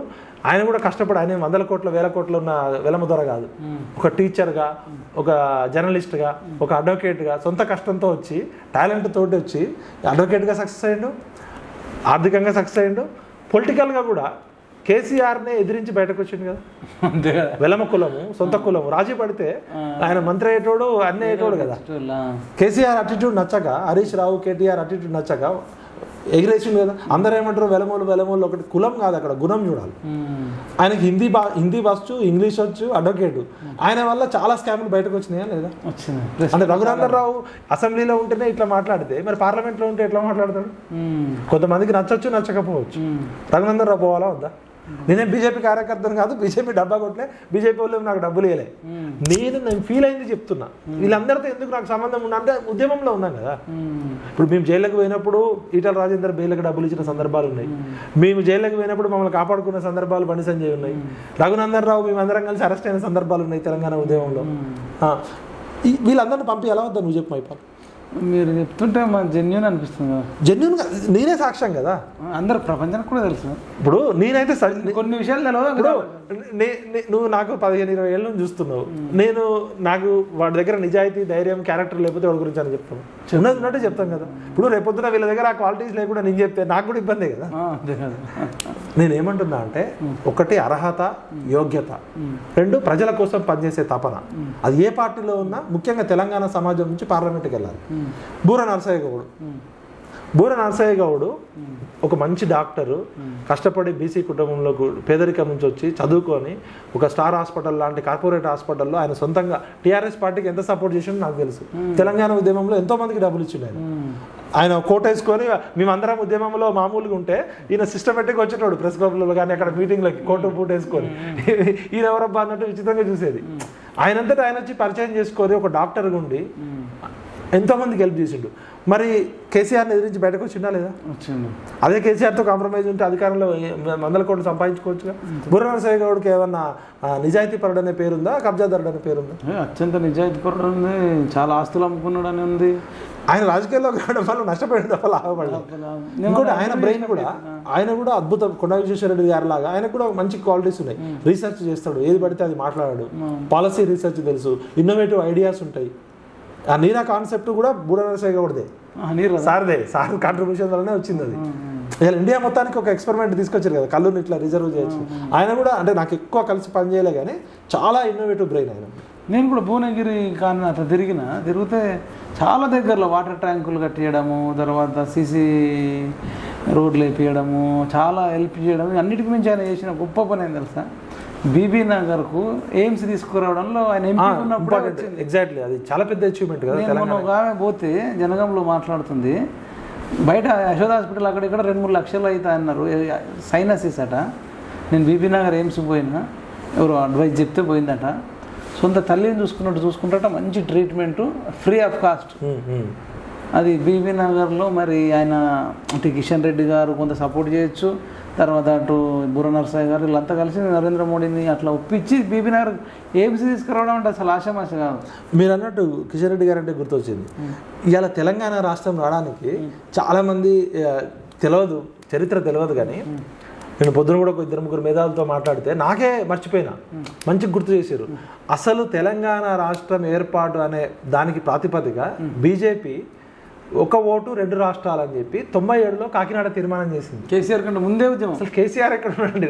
కేసీఆర్ ఎక్కడ తాగి పడుకున్నాడు ఆ టైంలో? అసలు కానీ తెలంగాణ సోయి కూడా లేదు ఆ రోజుకి. టీడీపీ 69 ఉద్యమంలో మా నాన్న ఉన్నాడు. కేసీఆర్ ఎక్కడ ఉన్నాడు? పృథ్వీ అన్నంలో నాన్న ఉన్నాడు. 69లో ఆయన చెడ్డీలు వేసుకున్నాడు. ఈయన మధ్యలో వచ్చినాడు, మధ్యలో పోయినాడు. 97 నేను చెప్పేది కేసీఆర్ది స్టోరీ 2001. 97లో కాకినాడలో 1 ఓటు 2 రాష్ట్రాల తీర్మానం అని చెప్పి అప్పుడు వేణుగోపాల్ రెడ్డి గారు అని ఆయన అప్పుడు బీజేపీ ఆర్గనైజింగ్ సెక్రటరీగా ఉండే ఆర్ఎస్ఎస్ మనిషి, ఫుల్ టైమర్, మేధావి, రాయలసీమ అతను. వెంకయ్య నాయుడు గారికి, సమైక్యవాదులకి, కమ్మ వాళ్ళకి, చాలామందికి తెలంగాణ రాజకీయ నాయకులకు కూడా ఇష్టం లేదు. రాయలసీమ ఆయన వెంకయ్య అద్వానీతో కొట్లాడి 1 ఓటు 2 రాష్ట్రాలని కాకినాడలో తీర్మానం పెట్టారు. అప్పుడు రామోజీరావు ఇన్ఫ్లుయెన్స్ కొంత ఉండే, ఆంధ్ర కమ్మ చంద్రబాబు నాయుడు ఇన్ఫ్లుయెన్స్ ఉన్నా కూడా పెడితే చాలామంది ఆశ్చర్యపోయారు. బీజేపీ ఆ తీర్మానం పెట్టించిన తర్వాత మళ్ళా 2000 సంవత్సరమో 2001లో 3 రాష్ట్రాలు ఏర్పడ్డాయి వాజ్పేయి గవర్నమెంట్లో. 2001 అనుకుంటా, 2000 సంవత్సరంలో ఛత్తీస్గఢ్, జార్ఖండ్, ఉత్తరాంచల్. అసలు చిన్న రాష్ట్రాల కాన్సెప్టే బీజేపీది. డీసెంట్రలైజేషన్ చేయాలనేది బీజేపీ కాన్సెప్ట్. అప్పుడు కిషన్ రెడ్డి గారు ఇక్కడ ఎదుగుతున్నారు, కిషన్ రెడ్డి గారు ఉన్నారు. ముఖ్యంగా సుష్మా స్వరాజ్ గారి పాత్ర ఎంత ఉంది? ఇప్పుడు కాంగ్రెస్ పార్టీ ఒక్కదాంతో రాలే కదా తెలంగాణ బిల్లు, బీజేపీ సపోర్ట్ చేస్తేనే కదా బిల్లు పాస్ అయింది. కాంగ్రెస్ పార్టీ సోనియా గాంధీ తెలంగాణ ఇవ్వడానికి ఎంత సపోర్ట్ చేసిందో ఆ రోజు సుష్మా స్వరాజ్ చిన్నమ్మ అని ఎందుకన్నాం? కాంగ్రెస్ పార్టీ 14 సంవత్సరాలు మనమంతా పోరాటం చేసి 1200 మంది చచ్చిపోయినాక తప్పనిసరి పరిస్థితిలో ఇచ్చింది. నిజంగా కాంగ్రెస్ పార్టీ తెలంగాణ మీద ప్రేమ ఉంటే 69లోనే ఇవ్వాలి కదా. 370 మంది చచ్చిపోయారు, రక్తపాతం జరిగింది, 1 ఇయర్ కర్ఫ్యూ జరిగింది. 14 సంవత్సరాలు ఉద్యమం చేసినాక తప్పనిసరి పరిస్థితి క్రియేట్ చేసినాం రాజకీయంగా. కాంగ్రెస్ పార్టీ మన మీద ప్రేమతో ఏమి ఇవ్వలే, తప్పనిసరి ఇక మనం బతకలేము అనుకున్నప్పుడు సోనియా గాంధీ మంజూరు తీస్తే సుష్మా స్వరాజ్ గురించి ఎవరు చెప్పరు. కాదు, కిషన్ రెడ్డి గారు కూడా ఆయన ఎప్పుడు కానీ ఆయన మహబూబ్ నగర్ నుంచి పోరు యాత్ర అని ఒకటి స్టార్ట్ చేసినాడు, తెలంగాణ పోరు యాత్ర అని.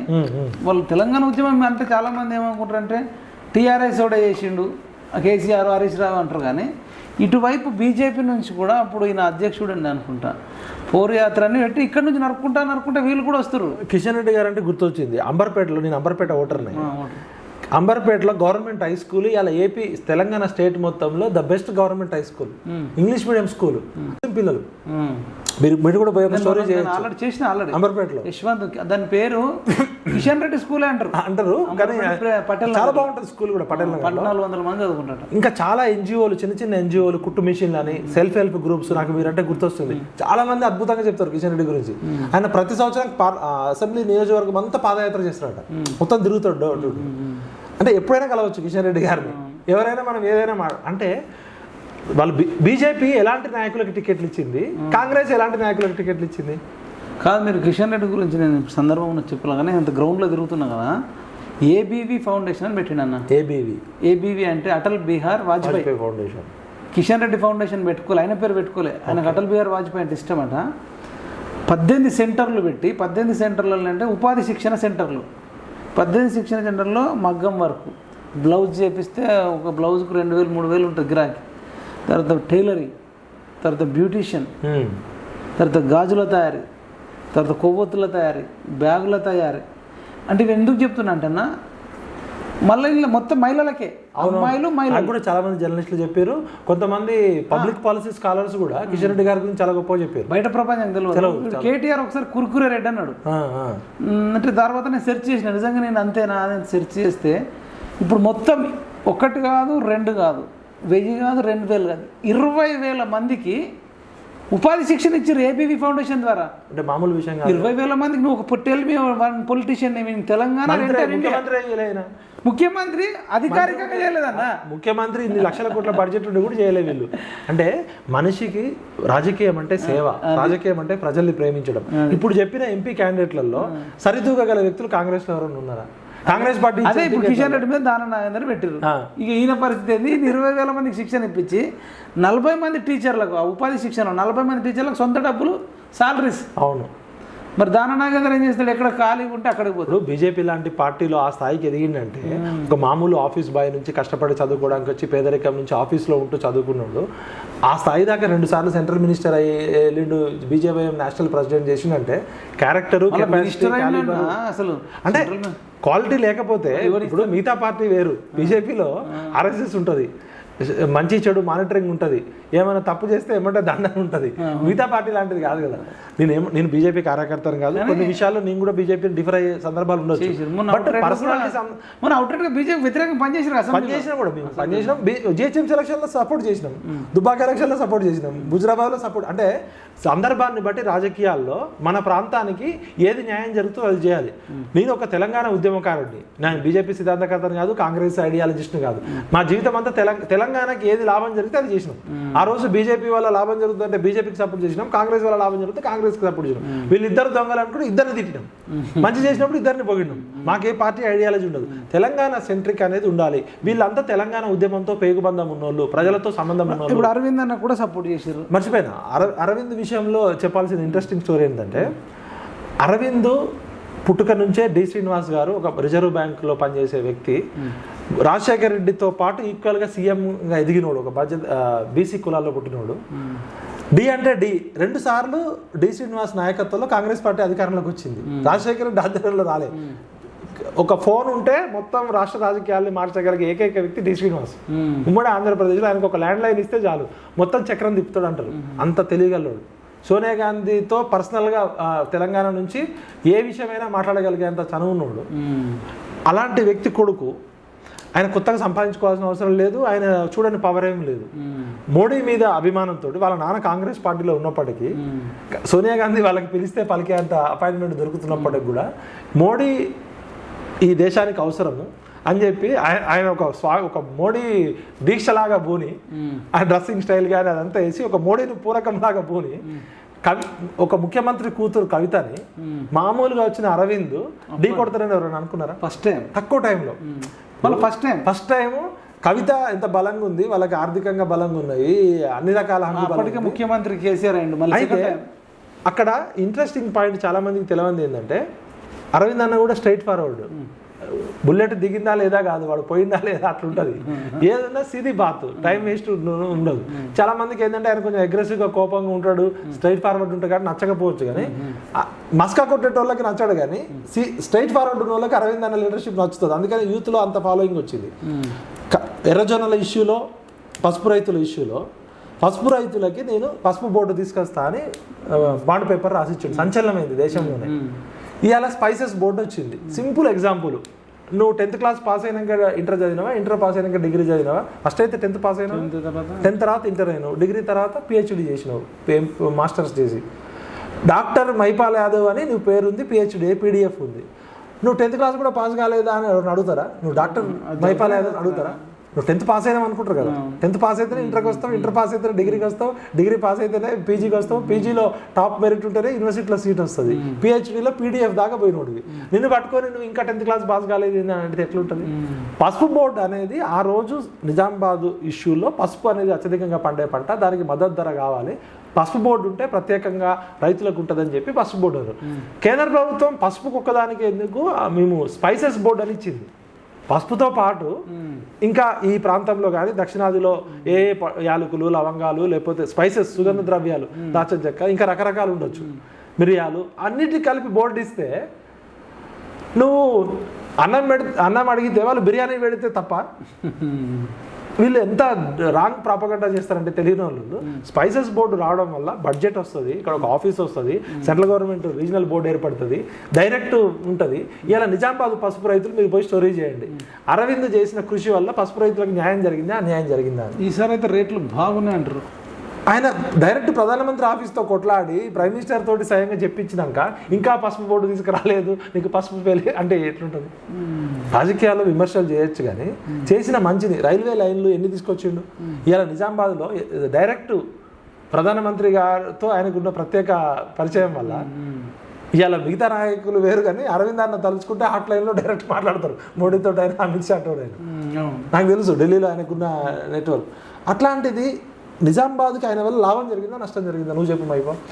ఆ టైంలో అందరము కేసీఆర్ని ఎట్లా ఎదిరిస్తాము, ఎట్లా కేసీఆర్ అరాచకాలు అడ్డుపట్టాలన్నప్పుడు కవిత అరాచకాలు కేఎస్టీ అంటుండే, కవిత సర్వీస్ ట్యాక్స్ అని, జిఎస్టీ లాగా అట్లా ఈమె అహంకారము, అక్కడ ఉండే వాళ్ళు మళ్ళా గెలిస్తే ఎట్లా భరించాలనే టైంలో ఈయన వచ్చి ఓడగొట్టడం అనేది తెలంగాణ సమాజానికి కూడా పెద్ద ఉపశమనం కదా. ఇంకోటి, ఒక బడుగు బలహీన వర్గాల నుంచి వచ్చిన వ్యక్తి ఒక ముఖ్యమంత్రి కూతురునే ఓడించడం కేసీఆర్ బీజేపీ పార్టీకి ఒక బూస్ట్ తీసుకొచ్చింది. సమాజానికి కూడా మనలాంటి యూత్ కూడా అరే మనం కూడా ఎవరైనా ఢీ కొట్టొచ్చురా అనేది వచ్చింది. ఒక బాహుబలి లాగా వచ్చిందా లేదా? ఎట్ ద సేమ్ టైము ఆయన రాజకీయాల్లోకి వచ్చి కొత్తగా ఏమి దందాలు, భూ కబ్జాలు లేకపోతే ఏం చేసినట్లేవు కదా. మీకు ఇంకా కొన్ని పర్సనల్ విషయాలు తెలుసలేవో, ఏడీ ఫౌండేషన్ అని పెట్టి ప్రతి సంవత్సరం కొంత డబ్బు పెట్టేసి ఇప్పటికీ 150 మందికి పైగా చిన్న పిల్లలకు ఆపరేషన్లు చేయించి వాళ్ళని బతికించిండు. దాదాపు ఒక 150 మంది బతికిరంటే ప్రాణదానం. నాకు తెలియదు ఈ విషయం. నేను తెలుసుకున్నాను. అంటే చెప్పండి మీరు, అంటే ఆ గుండె ప్రాబ్లం ఉన్న వాళ్ళు కానీ, లివర్ ప్రాబ్లం ఉన్న వాళ్ళు కానీ, కిడ్నీ ప్రాబ్లం, మళ్ళీ చిన్న పిల్లలకే అది ఎగ్జాక్ట్లీ. అంటే వాళ్ళ కొడుకుకు ఒకసారి ఇట్లనే హెల్త్ ప్రాబ్లం అయినప్పుడు చాలా కష్టమైందట.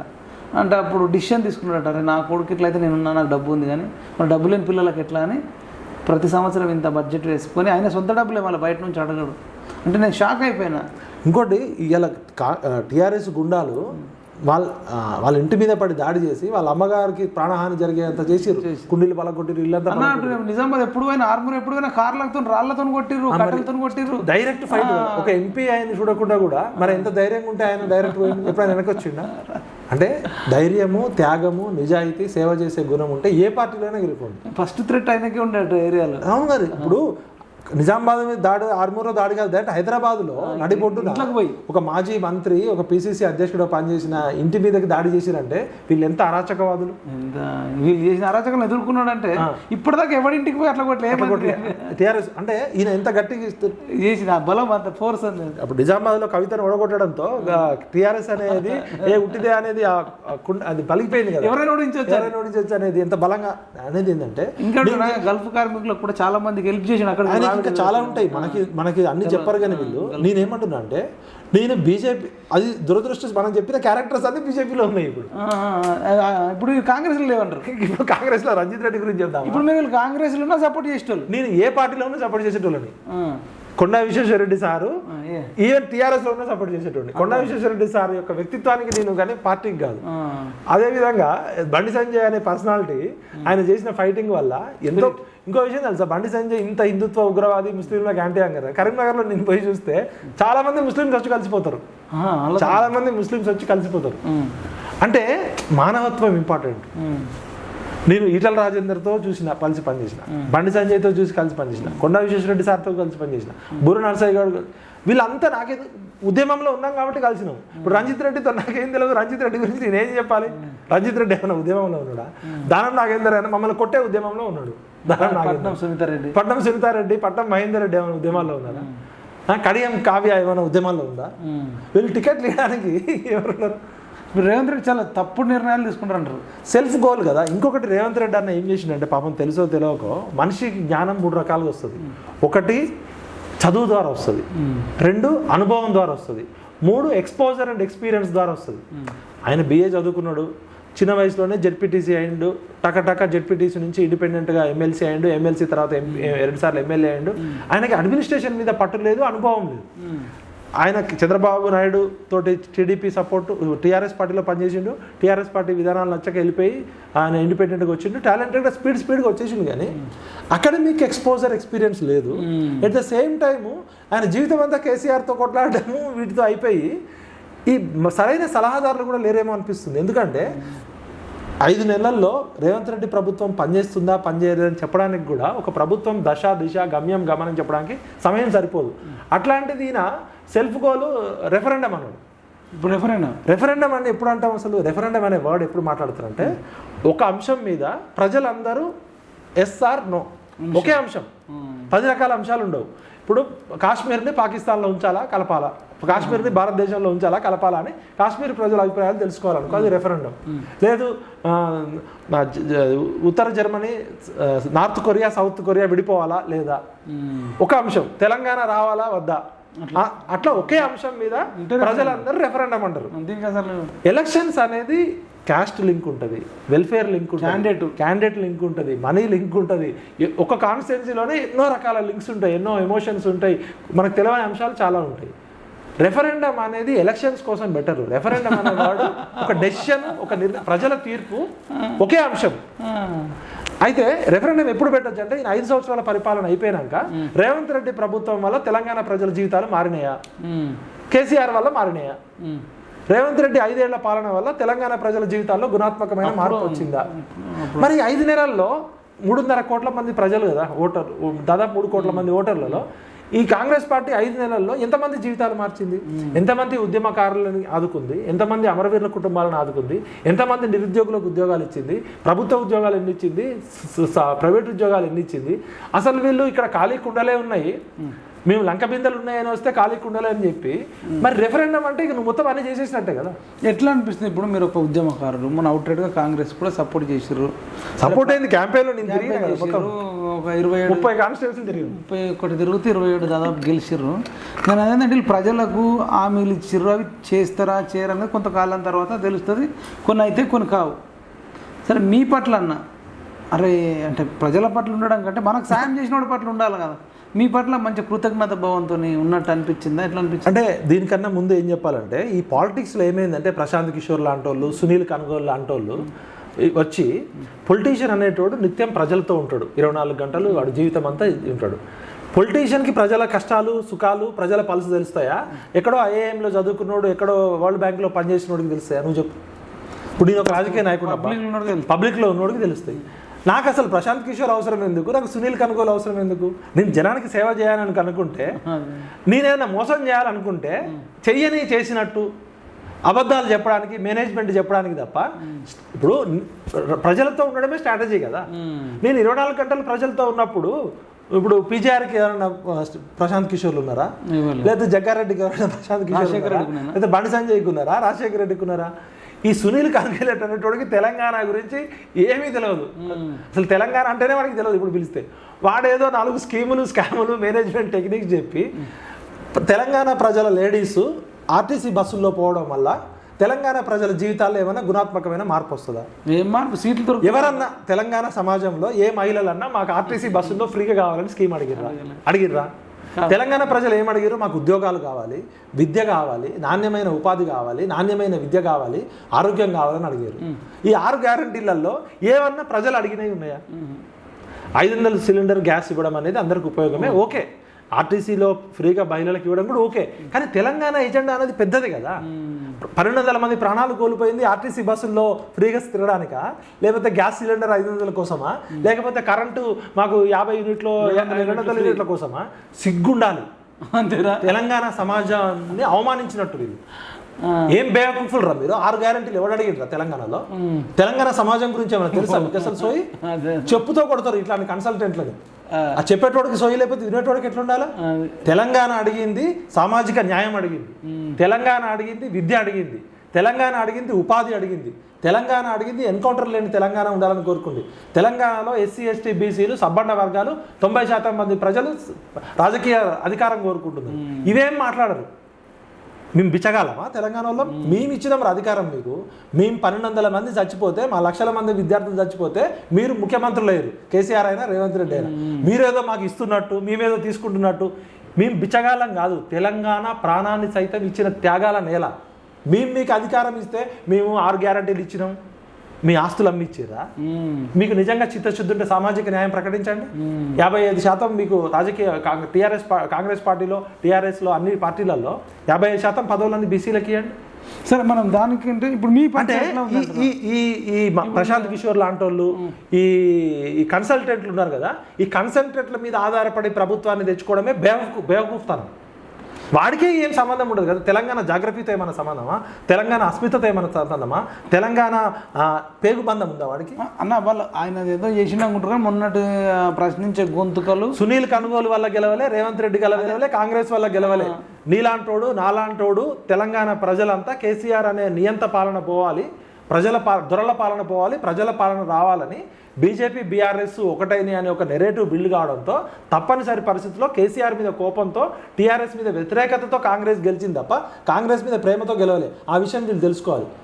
5 నెలలు అయిన తర్వాత ఇన్నారెడ్డి అన్న పనిచేసిండు, గోపీనాథ్ సార్ పనిచేసిండు, ఆకులోని మురళి సార్ పనిచేసిండు, తెలంగాణ పౌర సమాజంలో ఉన్న మేధావులంతా పనిచేసారు, కోదండరామ్ సార్ పనిచేసిండు. ముఖ్యంగా వాళ్ళంతే రిటైర్ అయిన వాళ్ళు పెద్దోళ్ళు అన్నారు.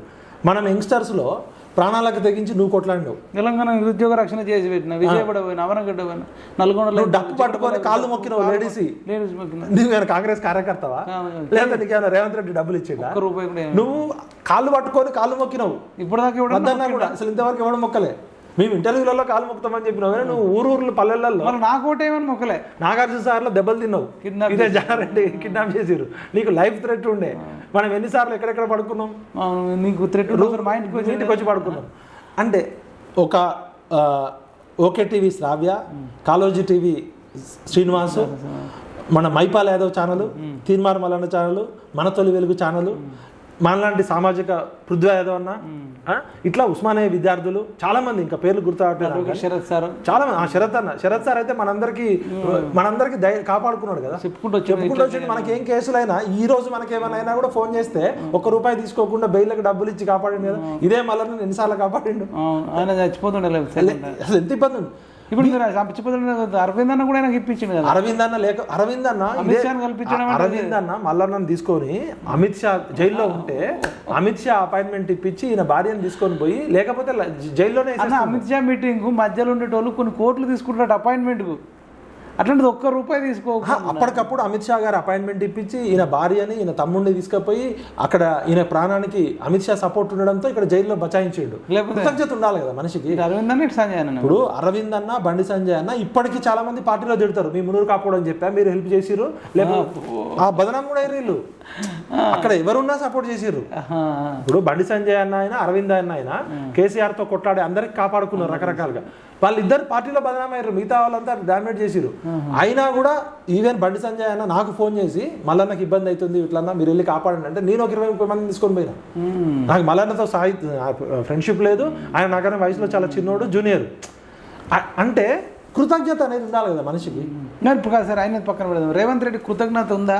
ఇప్పుడు ఈ ప్రశ్నించే గొంతుకలు, మీరు చెప్పిన పేర్లు, యూట్యూబ్ ఛానళ్ళు, కొంతమంది నిరుద్యోగులు, వీళ్ళ పట్ల ఉందా? మీరు అబ్జర్వ్ చేసిన కాడికి నాకు ఇంచు మందమన్నా రవ్వంత ఉన్నట్టు అనిపిస్తుందా?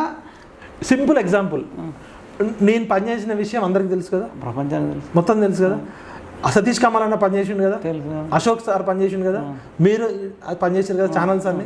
ఈ సామాజిక మాధ్యమాల ద్వారానే, సోషల్ మీడియా ఛానళ్ళ వల్లనే టీఆర్ఎస్ పార్టీకి బొక్కపడ్డదనే విషయం కేటీఆర్ ఒప్పుకున్నాడు కదా. ఒక్కసారి 10 సార్లు ఒప్పుకున్నాడు కదా. వాళ్ళు TV9 కొన్నారు, అన్ని మెయిన్ స్ట్రీమ్ ఛానళ్ళని కొన్నారు, పేపర్లను కొన్నారు, సోషల్ మీడియాలో కూడా 70 ఛానళ్ళని కొన్నారు. మిమ్మల్ని ఎన్ని రకాలుగా కొనాలని ట్రై చేసిర్రు, మిమ్మల్ని బెదిరించారు. మహారాష్ట్ర వారిపోయినా, ఒకసారి ఢిల్లీ వారిపోయినా. అయితే మరి మనందరి కష్టం వల్ల ఇవాళ ఎవరు బెనిఫిట్ పొందుతారు? రేవంత్ రెడ్డి అసలు ఆయనకు ఎంత సింపుల్గా వచ్చేసింది సీఎం పదవి. 6 నెలలైంది, ఇప్పటికి 5 నెలలు దాటింది. కనీసం మనని థ్యాంక్స్ పక్కన పెట్టండి, పలకరించినోడు కూడా లేడు. మీరు ఒక సభలో పక్కగా ఉన్నట్టున్నారు. అది మన గద్దరన్న సభలో పృథ్వన్న నన్ను తీసుకొని పోతే పలకరించిండు, హాయ్ అంటే హాయ్. నేను నా క్లాస్మేట్, నాకు తెలుసు, బాగా క్లోజ్ అని చెప్పారు. మరి పృథ్వీ యాదవ్ అన్న, మరి ఈయనకు కూడా బాధ్యత ఉండాలి కదా, అందరిని తీసుకుని. రేవంత్ రెడ్డి గారి జీవితంలో అత్యంత కష్టమైన సమయంలో పృథ్వన్న సపోర్ట్ చేసిన విషయం నాకు తెలుసు, అది రేవంత్ రెడ్డి గారికి తెలుసు, పృథ్వన్నకు తెలుసు, రేవంత్ రెడ్డి గారి ఫ్యామిలీ మొత్తానికి తెలుసు. పృథ్వీ యాదవ్ అన్న సపోర్ట్ వల్ల రేవంత్ రెడ్డి జీవితంలో ఎంత జరగాల్సిన మంచి జరిగిందో అది తెలుసు, రేవంత్ రెడ్డి గారి ఫ్యామిలీకి కూడా తెలుసు. అత్యంత తీవ్రమైన కష్ట సమయంలో పృథ్వీ యాదవ్ అన్న కాపాడిన విషయం తెలుసు. పృథ్వీ యాదవ్ అన్న MBA, PhD, ఒక మినిస్టర్ కొడుకు, ఆజానుభావుడు, జాబ్ వస్తే కూడా జాబ్, పోరాట యోధుడు, తెలంగాణ కోసం అమెరికాలో PhD చేసినాడు, స్టాన్ఫోర్డ్ యూనివర్సిటీలో MBA. మరి పృథ్వీ యాదవ్ అన్న లాంటి వాళ్ళు ఎమ్మెల్యే అర్హత లేదా? పృథ్వీ యాదవ్ అన్నకి MP అయ్యే అర్హత లేదా? పృథ్వీ యాదవ్ కన్నా మించినోడు ఎవడో ఉన్నాడా కాంగ్రెస్ పార్టీలో తెలంగాణ ఉద్యమంతో సంబంధం? ఇదే చామల కిరణ్ కుమార్ రెడ్డికి ఇచ్చేవాళ్ళు అసలు కాదు. పృథ్వీ యాదవ్ అన్న బ్యాక్గ్రౌండ్కి, ఆయన సామాజిక నేపథ్యం కానీ, ఆయన కష్టపడి వచ్చిన నేపథ్యానికి, తెలంగాణ ఉద్యమంలో వాళ్ళ నాన్నగారు చేసిన కృషి కానీ గౌరవంగా ఇవ్వాల్సింది. మరి రంజిత్ రెడ్డి గొప్పోడా, పృథ్వీ యాదవ్ అన్న గొప్పోడా? దానం నాగేందర్ గొప్పడా, పృథ్వీ యాదవ్ గొప్పడా, పట్నం సునీతారెడ్డి గొప్పదా? ఇప్పుడు ఇచ్చిన టికెట్లలో కాంట్రాక్టర్లు, లేకపోతే వ్యాపారవేత్తలు, భూ కబ్జాదారులు గొప్పలా? వాళ్ళ కాంట్రిబ్యూషన్ కూడా మన కేసీఆర్ మీద కొట్లాడింది. అట్లా ఆయనకి ఇంకా పృథ్వీ యాదవ్కి ఇంకా పర్సనల్గా వీళ్ళు కాంగ్రెస్ పార్టీ చాలా మోసం చేసింది. ఆయనకి చాలాసార్లు టికెట్లు ఇస్తా అని చేసి మోసం చేసింది. అవన్నీ నేను సందర్భం వచ్చినప్పుడు చెప్తా డీటెయిల్గా. అనేది అంటే ఇప్పుడు పృథ్వీ అన్న మన అందరికీ కూడా బాహుబలి లాగా ఉన్నాడు, మనందరికైనా సీనియర్. ఇప్పుడు రేవంత్ రెడ్డి క్లోజ్ కదా, నా క్లాస్మేట్ అన్నాడు కదా. మరి రేవంత్ రెడ్డి గారు చెప్పారు కదా స్వయంగా, చెప్పిండు కదా. మరి సోషల్ మీడియా వాళ్ళకి కానీ ప్రశ్నించే గొంతుకలకు కానీ మరి ఎందుకు తీసుకుపోతలేడు? తీసుకుపోవడం. ఇప్పుడు ఇంకో విషయం తెలుసా, బాధ్యత లేదా తీసుకుపోవాల్సిన? అట్లా కాదు, మనందరం ఇంత పని చేసినాం కదా, ఎవడన్నా సోషల్ మీడియా వారియర్స్ నిన్న పిలిచి ఒక కృతజ్ఞత చెప్తారు కదా. కాంగ్రెస్ పార్టీకి కృతజ్ఞత లేదని చెప్పడానికి మనని పిలవక మనం రేవంత్ రెడ్డి ప్రకృతి ధర్మం కదా అంటున్నా. అసలు మినిమం బాధ్యత కదా. థ్యాంక్స్ చెప్పడం అనేది. మనమేం నామినేటెడ్ పోస్టులు అడగలే, లేకపోతే మనమేం ఎమ్మెల్యే టికెట్ అడిగేటోళ్ళం కాదు, మనమేం వాళ్ళు చెప్పినట్టు వినేటోళ్ళం కాదు, మనం పోస్టులు ఇస్తే పోస్టులో కూర్చునే మెంటాలిటీ కూడా కాదు, మనం వాళ్ళు ఇచ్చే ₹1,00,000 జీతానికో బుక్క కారుకో సెట్ అయ్యేటోళ్ళం కాదు కదా. అరవీర భయంకరంగా రేవంత్ రెడ్డి ఒకవైపు రాజకీయ నాయకుడికి ఎంత కొట్లాడిండో మనకేం పోస్ట్ లేదు. మన సామాజిక బాధ్యతగా మన శక్తికి మించి కొట్లాడినప్పుడు కనీసం 6 నెలల కాలంలో ముఖ్యమంత్రి కార్యాలయం పిలిచి ఇగో ఓకే టీవీ శ్రావ్య, మైపాల్ యాదవ్, కాలోజీ టీవీ సీను, మన తొలి వెలుగు రఘు ఇట్లా పోరాడిన వాళ్ళు ఎవరిని అపాయింట్మెంట్లు లేవు కదా. అంటే ఒక కోదండరామ్ సార్ ఒక్కడు కనబడితే కోదండరామ్ సార్ ఒక్కడు వల్లనే ఇదంత పెద్ద యుద్ధం జరిగిందా? అంటే కోదండరామ్ సార్ ఒక్కడికి ఎమ్మెల్సీ ఇవ్వడం ఓకే గౌరవము, ఆయన కేసీఆర్తో తలుపులు బద్దలు కొట్టించుకోవడం. ఇంకొకటి అన్న డైరెక్ట్ నేను పొత్తు పెట్టుకుంటున్నా, పార్టీ పొత్తు పెట్టుకున్నారు, పొత్తులో భాగం. అవును, ఇప్పుడు మన పార్టీలకు అతీతం కదా, అసలు మనకి రాజకీయాలతో కూడా సంబంధం లేదు. వాళ్ళందరికీ ఒక పొలిటికల్ ఎజెండా ఉంది, వాళ్ళకి party. Mallanna Congress party, Kodandaram sir పొత్తు పెట్టుకున్నాడు, మనకు వాళ్ళతో సంబంధం లేదు. మిగతా వాళ్ళ పరిస్థితి ఏంది అంటే కాంగ్రెస్ పార్టీ ఎప్పుడైనా తెలంగాణ సమాజాన్ని వాడుకొని వదిలేస్తుందని చెప్పడానికి ఇది ఒక ఎగ్జాంపుల్. 69 ఉద్యమంలో 370 మందిని చంపిన చరిత్ర కాంగ్రెస్ పార్టీదే. 69లో చంపిన ఇందిరమ్మ రాజ్యం అంటారు. ఈ బేవకూఫ్లకు ఐడియా ఉండాలి. ఎమర్జెన్సీయా? ఇందిరమ్మ రాజ్యం అంటే తెలంగాణలో మారణకాండ జరిగింది. స్వాతంత్రం వచ్చిన తర్వాత ఆర్మీ వర్సెస్ తెలంగాణ విద్యార్థులు జరిగింది. జలియన్ వాలాబాగ్లో బ్రిటిషోడు ఎట్లయితే స్వాతంత్ర సమరయోధుడు జనరల్ డయ్యర్ కాల్చి చంపిండో, ఇందిరాగాంధీ ప్రభుత్వం ఈ తెలంగాణలో 370 మంది చిన్నారులని చంపింది. 9 నెలలు కర్ఫ్యూ పెట్టింది. ఉద్యమకారులనా? మరి ఉద్యమకారులని కదా. ఇందిరమ్మ రాజ్యం అంటే మరి అదే తెలంగాణలో. లేదా ఎమర్జెన్సీ తెస్తారా? ఇందిరాగాంధీ చేసిన మంచి పనులు ఉంటే ఓకే, కానీ వీళ్ళకి మాట్లాడే ముందు సోయి ఉండాలి కదా. అసలు ఇంతవరకు క్షమాపణ చెప్పారు తెలంగాణ సమాజానికి? మేము ఆ రోజు 370 మందిని చంపినాము, 14 సంవత్సరాలు జరిగిన ఉద్యమంలో 1200 మంది విద్యార్థులు ప్రాణాలు కోల్పోయారని చెప్పారా? మాట్లాడితే మేము ఇచ్చినామని ఎప్పుడు ఇవ్వాలి? 14 ఏళ్ల క్రితం ఇవ్వాలి, 69లో ఇవ్వాలి. మీరు చరిత్ర తెలవకుండా మాట్లాడే బేవకూఫ్ నా కొడుకులు ఏదో ఈ కన్సల్టెంట్ని పెట్టుకుని 4 సినిమా డైలాగులు కొట్టేసి. ఇప్పుడు ఇక్కడ ఏమైందంటే రేవంత్ అన్న కూడా మిగతా వాళ్ళు ఎవరు టీం కాంగ్రెస్ పార్టీ అన్న. ఇప్పుడు రేవంత్ రెడ్డికి అయితే సీఎం పోస్ట్ అయితే వచ్చింది కదా, 100%. దీనికి ఎంత మంది, ఒక 20-30 మందో 50 మందో బాగా బలంగా ఇప్పుడు మనమైతే ప్రాణాలకు తెగించి కొట్లాడిన వాళ్ళు 10 మంది అయితే ఉన్నాం కదా. మనమేం పోస్టులు ఇచ్చినా తీసుకున్నాం, ఏం అవసరం థ్యాంక్స్ చెప్పాల్సిన బాధ్యత ఉండదు. వాళ్ళు చెప్పకపోవడం, మనమేం థ్యాంక్స్ కూడా ఎక్స్పెక్ట్ చేయలే. వీళ్ళు ఏంటంటే మననే ఇంత నెగ్లెక్ట్ చేస్తే ప్రజలను ఎట్లా నెగ్లెక్ట్ చేస్తే? ఎగ్జాంపుల్ చెప్పాలి, రేవంత్ రెడ్డి ఇచ్చే పదవి కోసమో లేదా రేవంత్ రెడ్డి థ్యాంక్స్ చెప్పలేదనో మనకేం లేదు. మనం కేసీఆర్ దింపాలని కసితో పనిచేసినాం, అది రేవంత్ రెడ్డికి లాభమైంది. మనలాంటి వాళ్ళ పట్లనే ఇంత కృతజ్ఞత లేకుండా ఉంటే, క్రూయల్ గా కృతజ్ఞత లేకుండా, అపాయింట్మెంట్ లేకుండా అవమానం చేస్తే దేన్నైనా భరిస్తాం కానీ అవమానాన్ని భరించాం. కేసీఆర్ లాంటి వాడినే రిజెక్ట్ చేసినాం మనం. మనకు కేసీఆర్ ఎన్నిసార్లు ఆఫర్ చేయాలి నీకు తెలియదు, నాకు తెలియదు. 2-3 కోట్లు ఇస్తున్నారు, కేసీఆర్ ని రిజెక్ట్ చేసినాం మనం. అట్లాంటిది నేను ఏమంటున్నా అంటే, ఆయన చిన్న వయసులో ముఖ్యమంత్రి అయిండు, మంచిగా పాలన చేస్తే శబాష్ అంటాం, అది ఓకే. కానీ ఈ చుట్టుపక్కల టీం కూడా బేవకూఫుల్ టీం అన్న ముడికిందో లేదో చెప్పడానికి ఒక మెతుకు చూస్తే చాలన్న. వీళ్ళకి ప్రజల పట్ల, సమాజం పట్ల, కొట్లాడేటోళ్ళ పట్ల ఎట్లాంటి మెంటాలిటీ ఉందో తెలిసిపోతుంది కదా. ఉద్యమకారులు అంటే గౌరవం లేదు, సామాజిక కార్యకర్తలు అంటే గౌరవం లేదు, సంఘం కోసం తెలంగాణ కోసం పనిచేసిన వాళ్ళకి లేదు. మరి నువ్వు అంటే నీకు సమాజంలో ఓన్లీ డబ్బున్న వాళ్ళు, 100 కోట్లు ఉన్నోడికి ఎమ్మెల్యే టికెట్, 1000 కోట్లు ఉన్నోడికి ఎంపీ టికెట్ ఇస్తావు. ఇదేనా రాజకీయం అంటే? అమ్మడం, కొనడం. పృథ్వన్ ఉన్నాడు, హరగోపాల్ సార్ ఉన్నాడు, ప్రొఫెసర్ విశ్వేశ్వరరావు సార్ ఉన్నారు, ఎంతో మంది చేశారు కదా, మేధావులు కూడా ఉన్నారు కదా. ఇప్పుడు నేను ఏమంటున్నా అంటే, మనకి గుర్తింపు గౌరవం గురించి కాదు, వీళ్ళ పర్సనాలిటీ క్యారెక్టర్ ఏందనేది ఇక్కడ బయటపడ్డది. వీళ్ళ స్వరూపం, నిజ స్వరూపం. ఈ ప్రజల పట్ల కూడా ఇంతకంటే దారుణంగా ఉంటారంట. ఇలా ముఖ్యమంత్రి కార్యాలయంలో నాకు చెప్తున్నారు చాలా మంది జర్నలిస్ట్ సర్కిల్లో, ఆంధ్రాలో ఉన్న పొలిటికల్ లీడర్లు ఫోన్ చేస్తే పనులు అవుతున్నాయి. తెలంగాణ చెప్తే ఇంకా చెప్పకూడదు పేర్లు, కానీ కొంతమంది మహిళా నేతలు 5 నిమిషాల్లో పనులు చేయించుకుంటున్నారు సెక్రటరియట్లో. ఆంధ్ర వాళ్ళు తెలుగుదేశం పార్టీకి క్లోజ్గా పనిచేసిన వాళ్ళు. అంటే తెలంగాణ వచ్చింది ఆత్మగౌరవం కోసం, స్వయం పాలన కోసం, స్వేచ్ఛ కోసం. ఇంతవరకు ఎడ్యుకేషన్ పాలసీ లేదు, ఇంతవరకు హెల్త్ పాలసీ లేదు, ఇంతవరకు ఎంప్లాయ్మెంట్ పాలసీ లేదు. మరి విద్యాశాఖ మంత్రి ఎందుకున్నాడండి? ఇప్పుడు ఆయననే ముఖ్యమంత్రి విద్యాశాఖ. మరి విద్యాశాఖను పెట్టచ్చు కదా. ఇప్పుడు విద్య అనేది చాలా ఇంపార్టెంట్ కదా. ఇక తెలంగాణ వచ్చిందే మెయిన్ విద్యార్థుల వల్ల కదా. ఇలా ఉస్మానియా యూనివర్సిటీ బంద్ చేసే పరిస్థితికి వచ్చింది. ఇప్పుడు మీరు మంచి చేస్తే హ్యాట్స్ ఆఫ్ చెప్పినాం, మీకు సపోర్ట్ చేసినాం. మీరు చెడు చేస్తే ప్రశ్నించే మాలాంటి వాళ్ళు కూడా ప్రశ్నించే మా బాధ్యత కదా. అంతే కదా. ఎలా నన్ను అడుగుతున్నారు, కాంగ్రెస్ పార్టీకి సపోర్ట్ చేసినావు కదా, కాంగ్రెస్ పార్టీకి తిరిగినావు కదా, మరి ఏమైంది, మరి అమరవీరుల కుటుంబాలకి వచ్చిందా, విద్యార్థుల ఉద్యమకారుల కుటుంబాలకి 250 గజాల స్థలం వచ్చిందని అడుగుతున్నాను. ఇంతవరకు దాని గురించి అడిగిన వాళ్ళు లేడు. అసలు నాకు కూడా 100 కాల్స్ అన్న, మాకు రైతు రుణమాఫీ కాలేదు, రైతు బంధు రాలేదని రానోళ్ళు రోజు ఫోన్లో బెదిరింపు కాల్స్, వార్నింగ్ కాల్స్, నువ్వు కాళ్ళు మొక్కినావు, డప్పు కొట్టినావు, ఊరు తిరిగినావు, లైబ్రరీ పోయినావు. ఇప్పుడు అదే బాధ వచ్చింది మనం ఎక్కడికైనా పోతే. మీరే కదా ఎగబడి కాంగ్రెస్ కోసం పనిచేసారు, మరి ఇలా మాకు అపాయింట్మెంట్ ఇవ్వండి, మా సమస్యలు పరిష్కరించి మనం తల ఎక్కడ పెట్టుకోవాలో అర్థం కావట్లేదు. మన పరిస్థితి ఇట్లుందంటే ఊర్లలో ఇవాళ నేను మాట్లాడుతుంటే, ఒకటి అదృష్టమో దురదృష్టమో రేవంత్ రెడ్డి గారు వచ్చినాక కాలం కలిసి రాకపోవడము, నీళ్లు వర్షాలు లేకపోవడం వల్ల మొత్తము భూగర్భ జలాలు అడగంటిపోయినాయి. ఒకటి కరెంటు పోతుంది. కరెంటు కేసీఆర్ ఎట్లిచ్చిండు అనేది కామన్ మ్యాన్కి అనవసరం. కామన్ మ్యాన్కి ఏంది, కరెంటు పోయిందా లేదా, ఊరిని ఇప్పుడు రైతు బంధు ఇవ్వకపోయే, రైతు బీమా ఇవ్వకపోయే, కరెంటు పోతుండే, నీళ్ళు లేకపోయే, వీడికైనా వాడిపాలనే బాగుంది కదా అని పల్లెటూరు వాళ్ళు అంటున్నారు. కొద్దిమంది తెలియక వాళ్ళకి ఇప్పుడు వాళ్ళకి కామన్ మ్యాన్ పూర్ పీపుల్కి ఏమి అన్ని తెలుస్తుందా? కేసీఆర్ ఎంత విధ్వంసం చేసిండు, కరెంటులో ఎన్ని స్కాములు చేసిండు, 1000 కోట్లు చేసిండు తెలియదు. కరెంటు పోయిందా లేదా, మాకు నీళ్ళు వచ్చినాయా రాలేదా, నువ్వు కనీసం చెప్పాలి కదా, అర్థమయ్యేటట్టు చెప్పాలి కదా. ఇప్పుడు వీళ్ళు 6 నెలల కాలంలో 100% రేవంత్ రెడ్డి గారికి సమయం చాలా తక్కువ, 5 నెలలు అనేది రెఫరెండం అనడంతో ఈ 100 రోజుల్లోనే మొత్తం చేసేసినామని అర్థం పోవడం ఒకటి. మా పాలన అద్భుతంగా ఉంది, మా పాలన చూసి ఓటేయమంటే, అసలు నీ పాలనకి అసలు ఖాళీ కుండలతో నువ్వేం పాలన చేసినావు? నీకు లంక బిందెలు లేవు కదా, ఖాళీ కుండలతో నువ్వేం పాలన చేసినావు? ఏది బస్సులలో ఫ్రీగా ఇస్తే తెలంగాణ సమాజం నిన్ను చూసి ఓటేయాలా? తిట్టుకుంటున్నాను. అలా కూడా వీళ్ళు తెలివిగా ఏం చేసినట్టు తెలుసా, బస్సులు తక్కువ చేసిరట, తాండూరు సైడ్ నేను వెళ్తే బస్సుల కోసం గంటలు నిలబడుతున్నామని నాకు ప్రయాణికులు చెప్తున్నారు.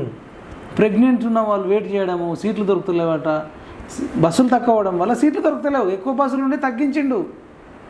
ఆడోళ్ళకు కూడా సీట్లు దొరుకుతాయి, ఆడోళ్ళకి రెస్పెక్ట్. ఇది చాలా తెలంగాణ 3 లక్షల కోట్ల బడ్జెట్ లో బస్సులలో ఫ్రీ చేయడం అనే విషయం కాదు. తెలంగాణ కోరుకుంది తాయిలాల కోసము సంక్షేమ పథకం, ఇది కూడా నష్టమే అంటున్నా. తెలంగాణ కోరుకుంది స్వయం పాలన కావాలి, సామాజిక న్యాయం కావాలి, విద్య కావాలి, క్వాలిటీ. ఇంతవరకు ఎడ్యుకేషన్ మీద రివ్యూ లేదు, ఇంతవరకు హెల్త్ మీద రివ్యూ లేదు, ఇంతవరకు ఎంప్లాయ్మెంట్ డైరెక్ట్గా ఎంత ఇస్తావు, ఇండైరెక్ట్గా ఎంత ఇస్తావు, ప్రైవేట్ సెక్టార్లో ఎంత ఇస్తావు, ఎన్ని కార్పొరేట్ కంపెనీలతో మాట్లాడతావు అనేది లేదు. నువ్వు అన్ని పనులు అవుతాయి కానీ విద్య, వైద్యం, ఉపాధి మాత్రం కావు. మిగతా అన్ని మీకు టాప్ ప్రయారిటీ. అసలు తెలంగాణ తీసుకొచ్చిందే విద్యార్థులు.